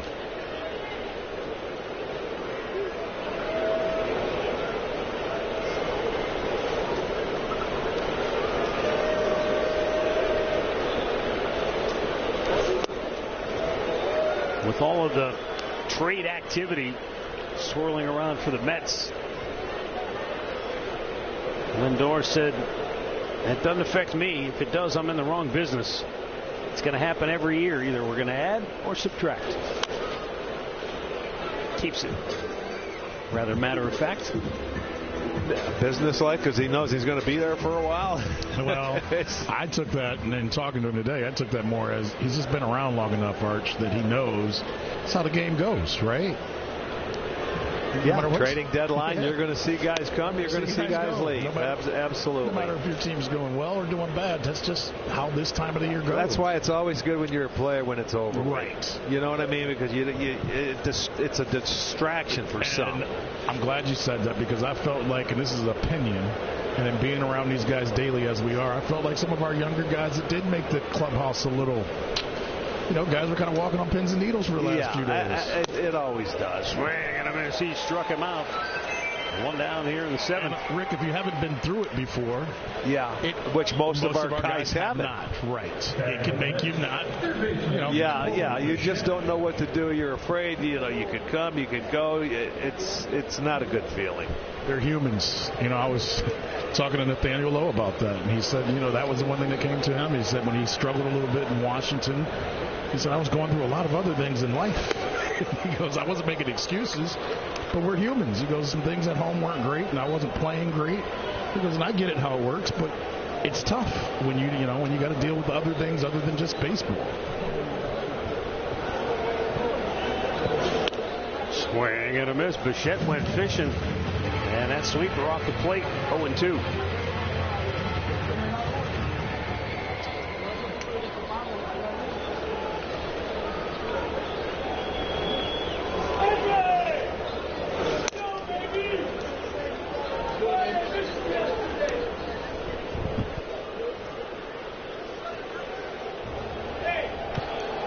Stephen Vogt said that Ciccone wasn't exactly thrilled about being moved to the bullpen, but he said it's understandable. He'd made every start up to this point in the year. Well, he's pitching like he wants to stay in that rotation, and he should. Right. I mean, you got a good point. If it stays like this, he could finish this game. Well, there's a lot of different ways he can help the whole pitching staff by doing this, and himself. Because as Matt said, we've seen a lot of pitchers go out to the bullpen and find themselves or find a better role for themselves. Yeah, you've been in the rotation all year. You want to stay in it. You don't want to be bumped at this time. The hardest thing is, what do we say about starting pitchers? When you pitch, it's your day. It's all about you. Right. And now you're asking a guy to basically put the team first. And it's a hard, I think it's just psychologically, it's a mental adjustment that you got to make on the fly.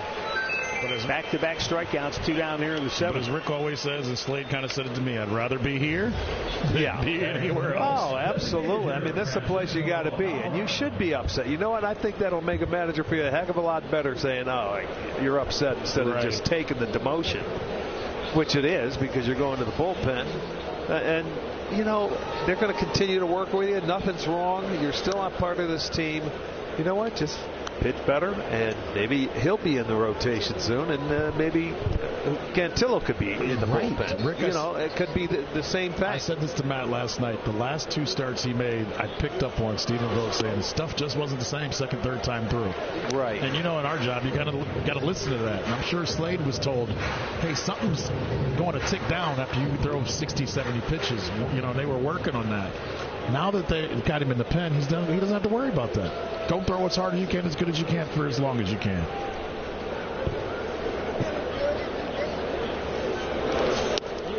Checked, he went. It's 1-2.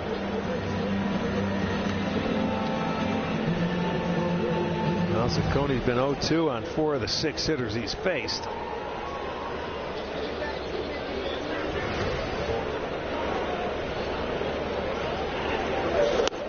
Oh, yeah. Ring him up. Oh, yeah. And we've got a challenge. The hitter is challenging. It's like Alvarez is asking, has she? That looked like a good pitch. He was asking, and it was a good pitch. Yep. Yeah. He strikes out the side here in the 7th. ABS powered by T-Mobile. Guardians find themselves down 3. Joe Adell will lead it off. Already 2 hits in his Guardians debut when we come back.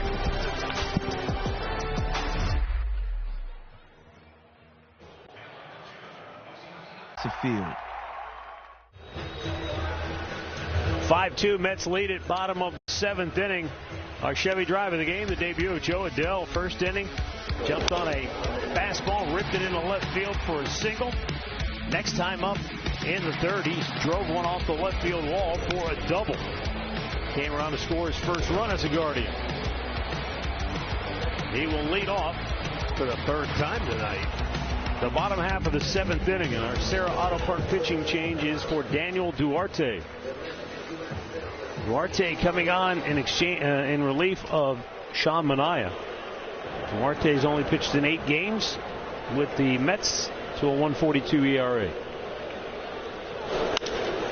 Ground ball to Lindor. High throw. Safe. And he's safe at first. Oh, baby, there's a break.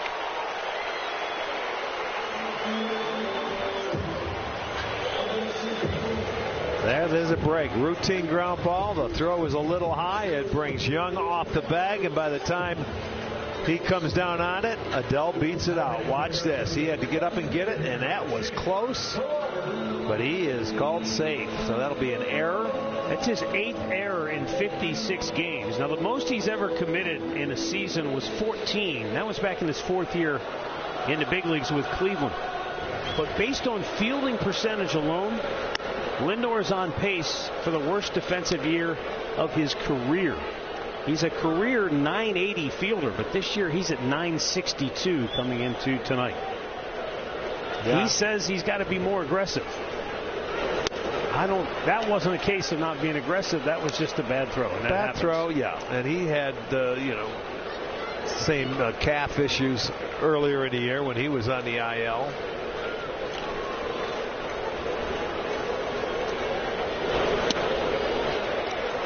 Chase DeLauder takes 3-0. Left-hander up for the Mets in the bullpen. He got low on deck. Nathaniel with a bat with the right-hander. There's a strike.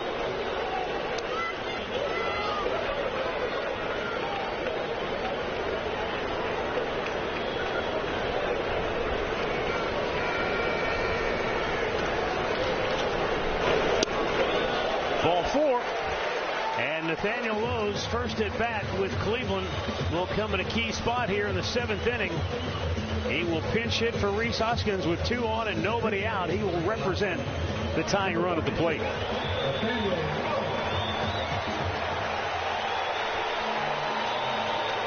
Pitching coach Justin Willard is going to go out for a chat.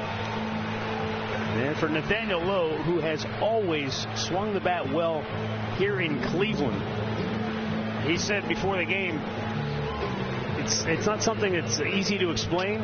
He said, obviously you think about the backdrop, you see the ball well here, but he said, I think it's more a case that every time I've come in here, I've had to face really good pitching. And so you're a little more locked in. You are dialed in because you know that Cleveland's going to bring it as a pitching staff. And he said, I think that's more than anything that may account for the success I've had. 3-game series, you could walk out with no hits if you don't have your game you're not intact. Yeah.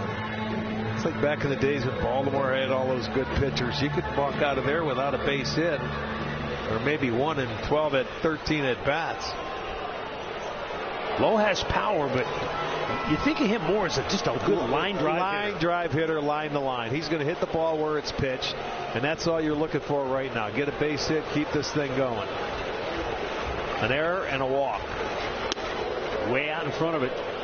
Started him off with a slow breaking ball. And a good curveball.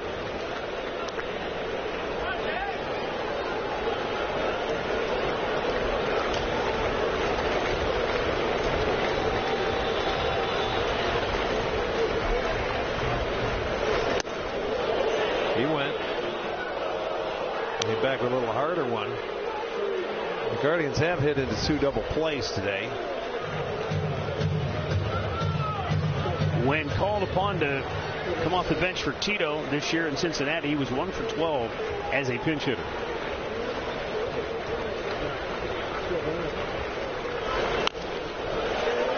The end of the bat foul. Change up. Yeah, right now he's just trying to put the ball in play.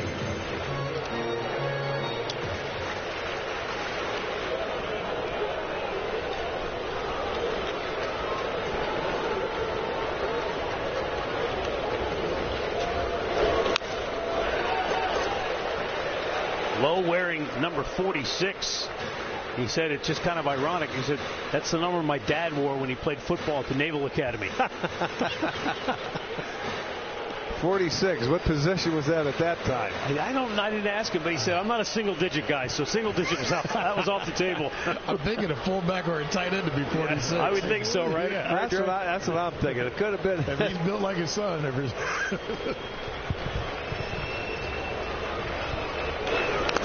Got a piece again, and that got a piece of Torrens, the catcher.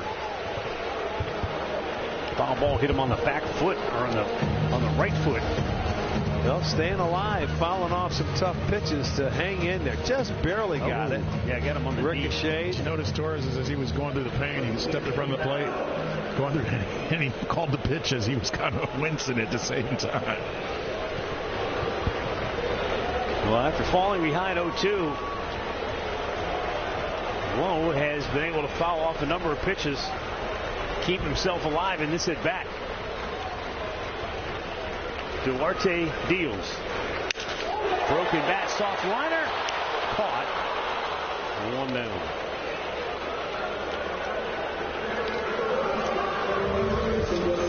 Yeah, cracked the bat here. He got inside, and it's a good thing that he got back. Adele gets back. There's a little soft line drive. There is Angel Martinez now, an RBI double in the third, walked his last time up.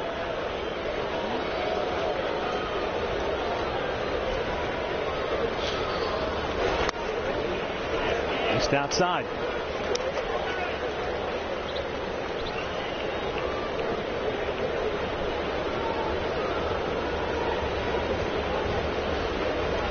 Tying run at the plate for Cleveland here in the 7th. Hit hard but foul into the Mets dugout. This was back in the 3rd inning. Got Cleveland on the board.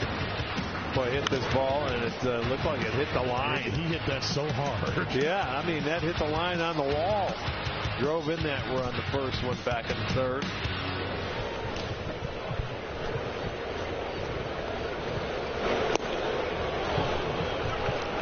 Good 2-seam fastball. Got it by him. It's 1-2. This guy looks like he's got very good stuff. You see, we saw the curveball. We saw a changeup. See that nice 2-seam fastball right there. He got the swing and miss on. There's the breaking ball. In the left, right at him. 2 down. And once again, Travis Pisana will bat with 2 down. He had an RBI single with 2 outs in the 5th inning. Going to go get a lefty. So we've got a timeout for pitching change. 5-2 New York with 2 out in the 7th. Their care in hands you trust. This copyrighted telecast is presented by authority of the Cleveland Guardians and may not be reproduced or retransmitted in any form. And the accounts and descriptions of this game may not be disseminated without the express written consent of the Cleveland Guardians. Now it's 5-2 New York. Cleveland has the tying run at the plate. 2 down here in the 7th inning. And Nate Lavender making his major league debut. Again, the Mets, they traded away 9 players prior to the deadline. Yeah. And a lot of prospects coming into the organization, so they were calling guys up to fill all the spots. And we highlighted so many of those spots were pitchers and relief pitchers. Yeah, 7 of the 9. Lavender fires one in the dirt for ball 1. He was originally a 14th round pick of the Mets back in 21. 26-year-old native of Hudson, Illinois.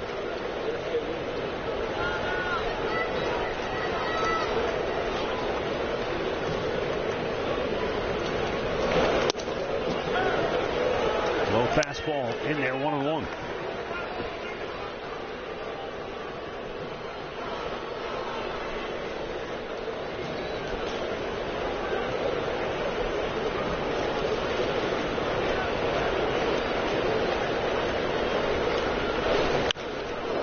Out in front of it. And it's a ball in 2 strikes. This was 91-mile-an-hour fastball, and look how far in front of it he goes. I think something soft and away will come into play.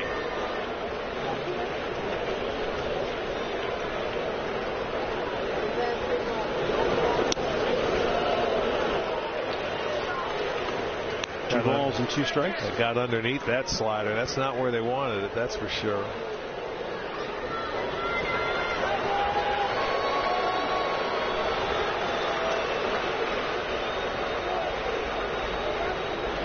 Two on, 2 out, 2-2 pitch. Oh, nice rip. 4-seamer right there, fouled it off. That's a good pitch to hit.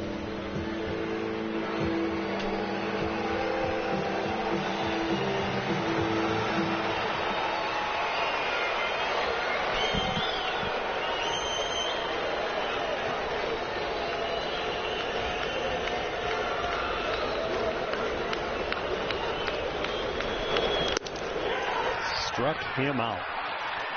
2 more left stranded for Cleveland. We go to the 8th, 5-2 New York.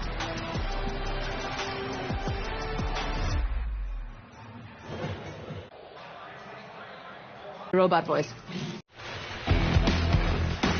Well, mark your calendars for the best fireworks show in Cleveland. That's Rockin' Blast, presented by Echo Health. Returns August 14th and 15th. The Guards will host the Padres.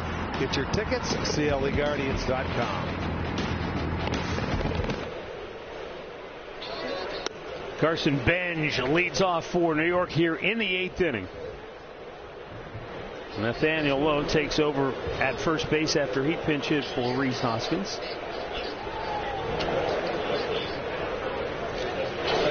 Slade Ciccone, 2 scoreless innings of relief work in his first appearance out of the bullpen since 2024.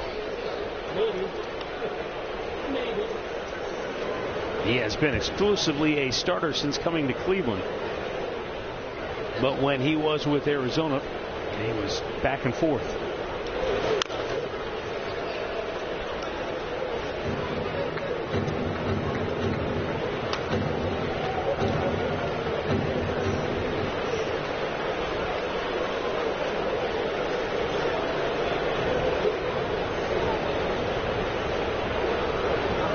Now the 2-1. Up high.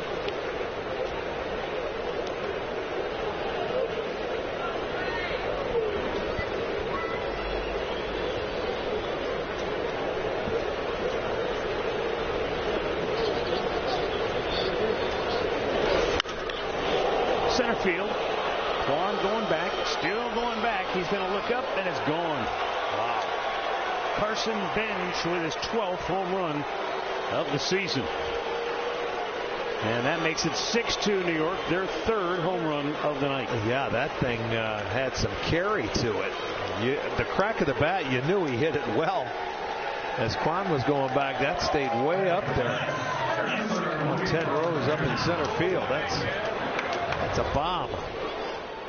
451 feet. Look at that, a cutter, middle of the plate. But you could tell just by the sound of that bat, it kept going. They had no chance to get it for Benj. That's going to be his 12th home run. 3rd home run in the month of July. He's knocked in 10. Batted over 300. This rookie is on some kind of tear here in the month of July. Celery drive. And he also threw out a runner with a terrific throw from right field at third base.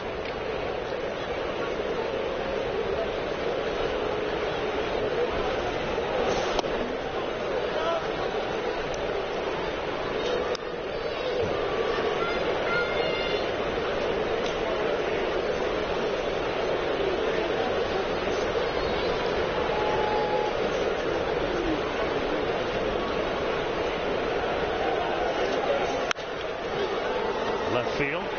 Angel Martinez. 1 away.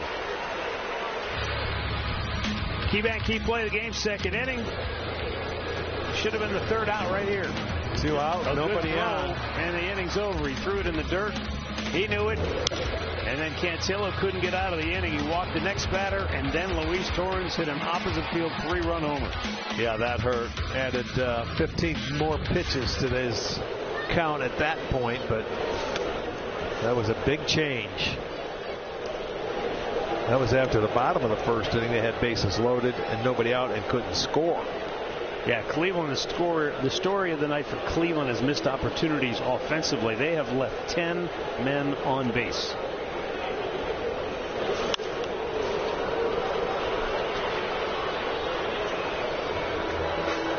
Bases loaded, nobody out in the first. And yeah, that usually does come back to bite you. They didn't score. But that was just the tip of the iceberg. They had a run in, 2 on, only 1 out in the third inning, and did not score again. Another big opportunity in the 5th inning. They managed just 1 run, left 2 aboard.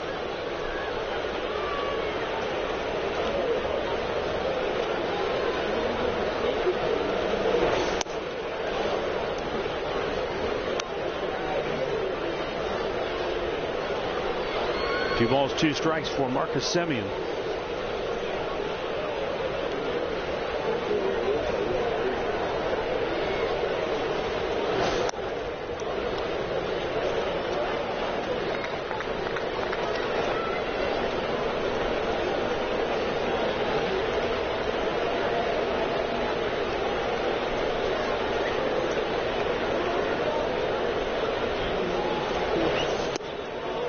And he comes back and strikes him out. That's going to be the end of the line for Slade Ciccone, as he gives the Guardians 2 2/3 innings of relief, allowing 1 run on 2 hits. Tim Herron coming on when we come back.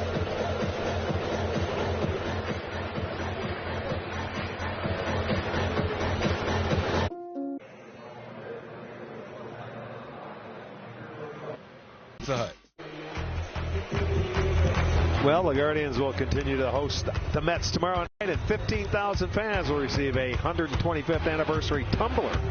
That's courtesy of Spitzer. Get your tickets, CLEGuardians.com. Tim Herron is the new Cleveland pitcher with 2 down here in the 8th inning. Facing the left-handed hitting Jared Young, who is 0 for 2.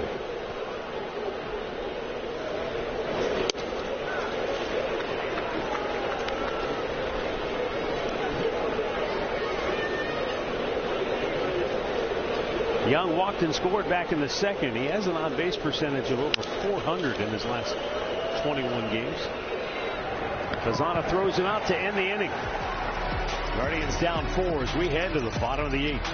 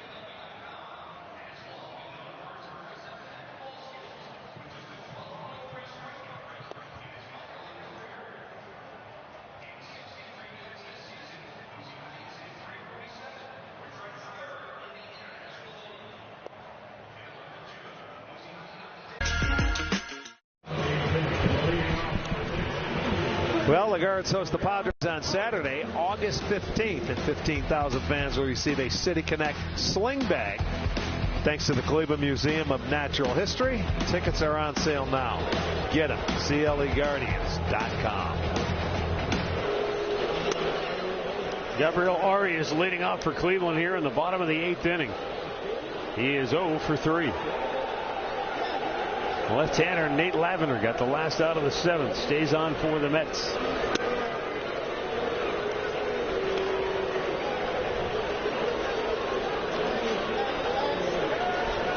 Well, the offense today, they have 7 hits, Matt. And 5 of those 7 hits have come on the second pitch of the at-bat. When they've had 2 strikes today, they are 1 for 17. Now, this is a team that struggles to hit with 2 strikes. And 1 for 17. 3 walks.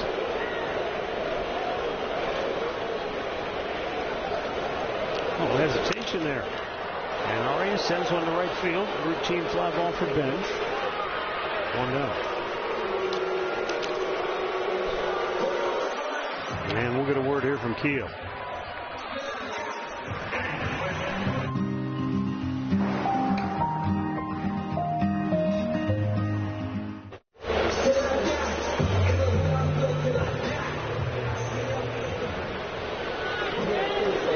Austin Hedges 0 for 3. Hit hard down the line, hooked to foul into the corner.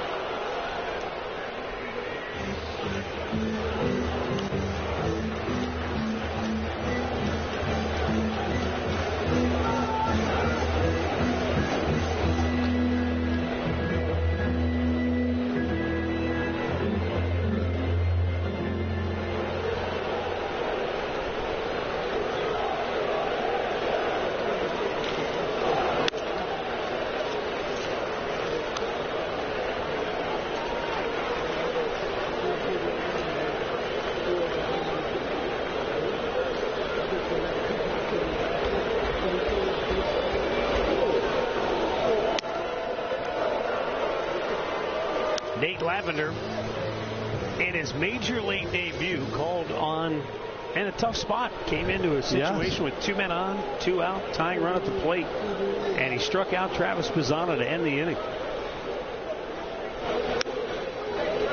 You know, and he had some room to work with. They had a 3-run lead, but he came in a situation. You're right, for your first. You'd like to give him a clean inning.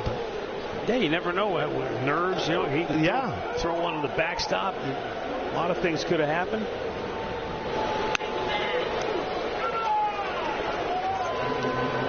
Full count to Hedges.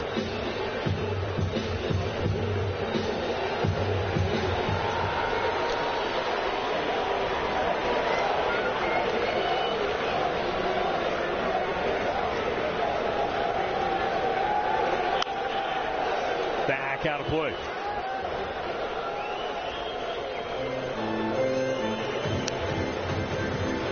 Daniel Nunez is up in the Mets bullpen, getting loose as we speak.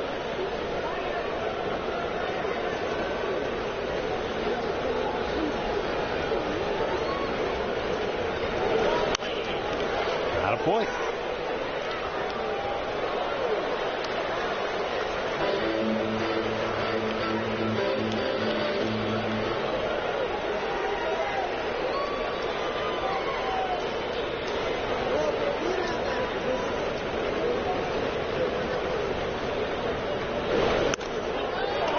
Ball 4. So down 4. Anytime you can get a free base runner, you'll take it. And up comes Brian Rocchio, who has walked twice and singled. Back in the number 9 spot in the order. Rocchio's hit in the 4th inning snapped an 0 for 11.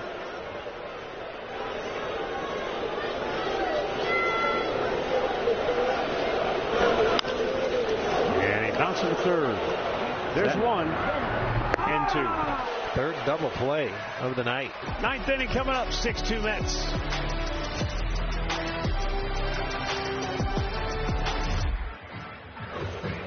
As a pediatrician, some days are good. Well, you can celebrate 125 years of Cleveland baseball. You make a donation of $125 to Cleveland Guardians Charities and receive a limited edition 125th anniversary jacket. Proceeds will benefit more than 15,000 youths in the area. Learn more at cleguardians.com.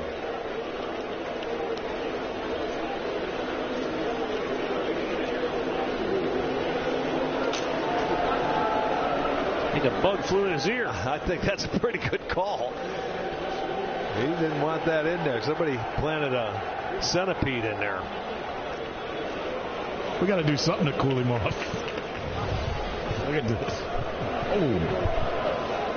Yeah. Got a buzz. They buzzed him. Well, he has had some kind of night. 3 hits, 4 RBIs, a run scored. And he was scuffling a little bit coming into the day. But Arch, how many times do we see that happen? Whether it's our players, other teams' players, guys in 0 for 20, 0 for 19. And yeah, but these are big league players. Right. You know, they can go bad sometimes, but they can break out of it at any time. Right? It's almost every time I hear Matt saying, guys, he's at 0 for 19, I cringe like, ah. Well, yeah, you're just waiting for that first hit to fall.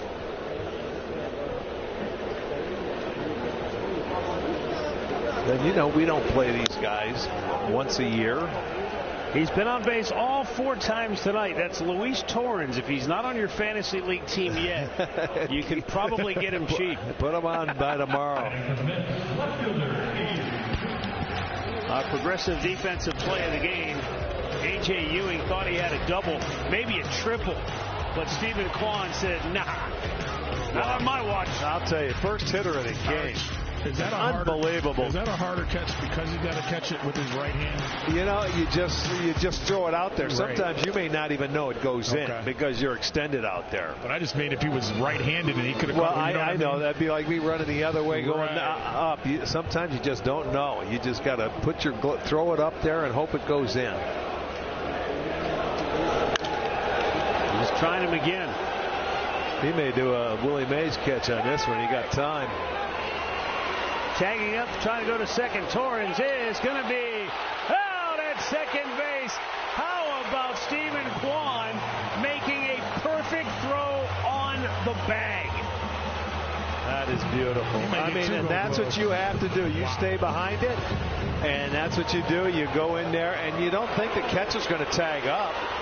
But all of a sudden he does, and he's out by plenty because he throws right on the money. He knew he had to get it going, and he was throwing it all the way in. Rocchio goes out, and he said, tag him. Perfect throw. Well done.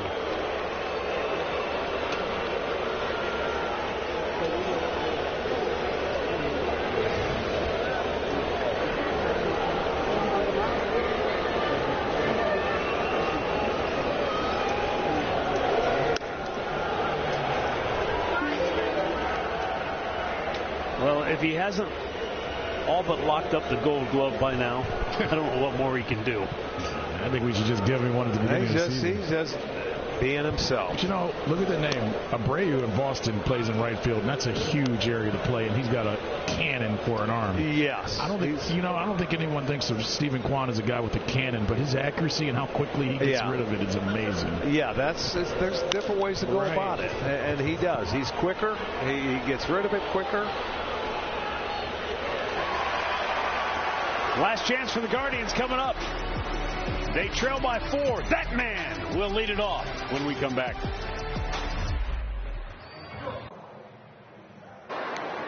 In your wallet.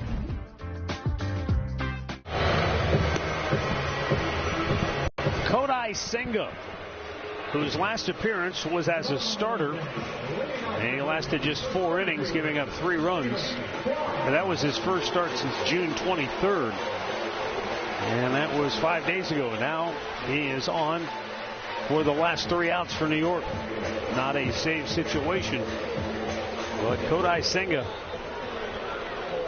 will have the top of the order. Stephen Kwan leading it off.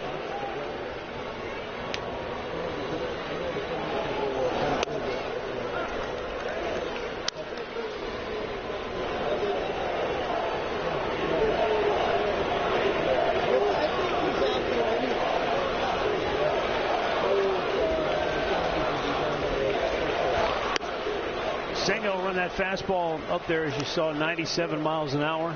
That's pretty much tops. Also got a fork ball that he likes to use. That's kind of like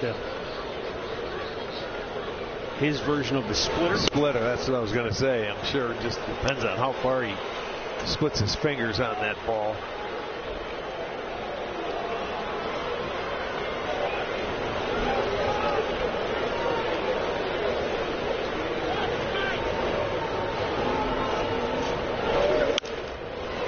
To third, Bichette throws out Kwan, one away.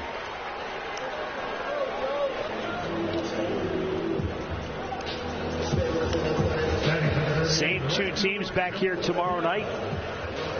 Tanner Bybee will go for Cleveland. Christian Scott will counter for New York. And then Foster Griffin will make his Guardians debut in the series finale against Nolan McLean of the Mets. That's a 1 o'clock game on Thursday. That's Griffin on your left, Bybee on your right, obviously. Griffin 12-3 with the Nationals. Left-hander who is somewhat crafty, knows how to pitch.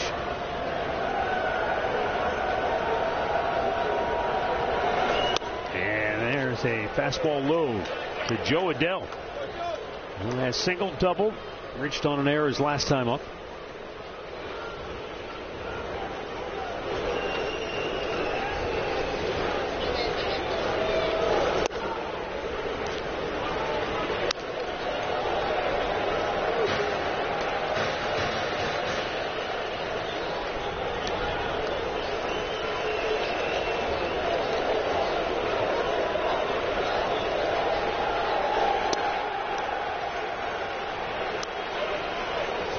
No strikes.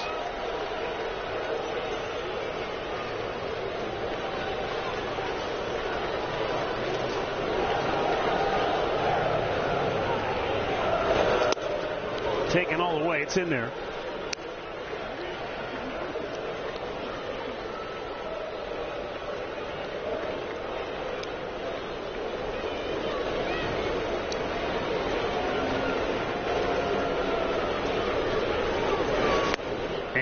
Low, ball 4.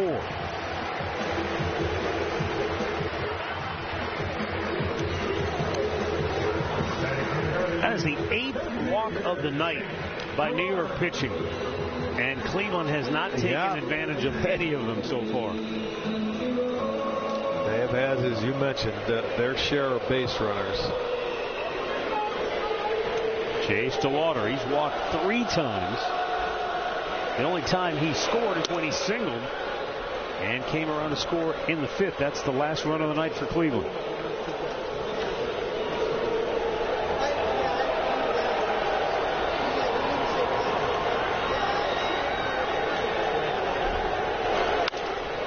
To left. Ewing going back. Still going back. On to the track and makes the catch. Back to first goes Adell. Nice play by Ewing.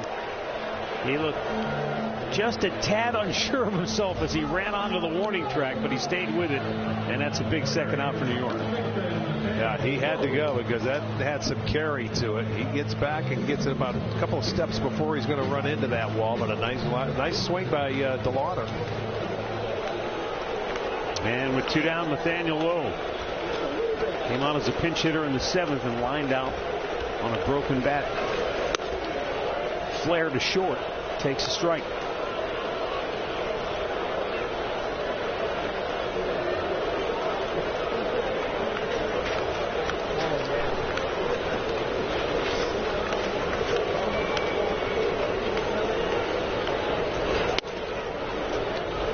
Adell takes off down second base. Check that one.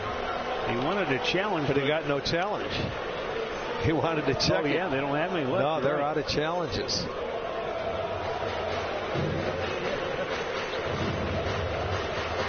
I mean, he went up there quickly. He just forgot that you are out of him. That was a good pitch too.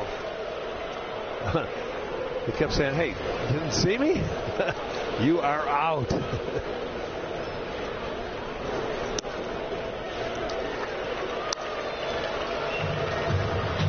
Benny Hill only works when you have challenges.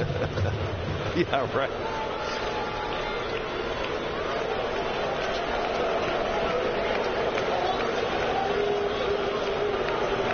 And the 2-1 check. Did he go? He did not. 3 balls and a strike.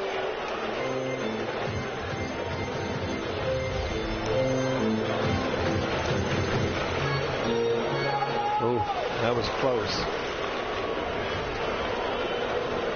So a 3-1 count for Nathaniel Lowe.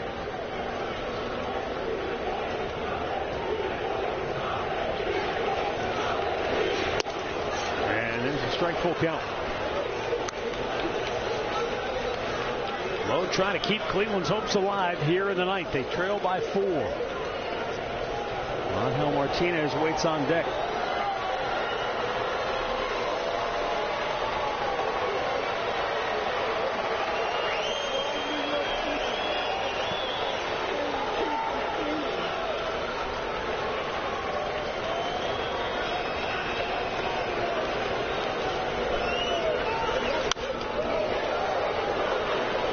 That went up to 98.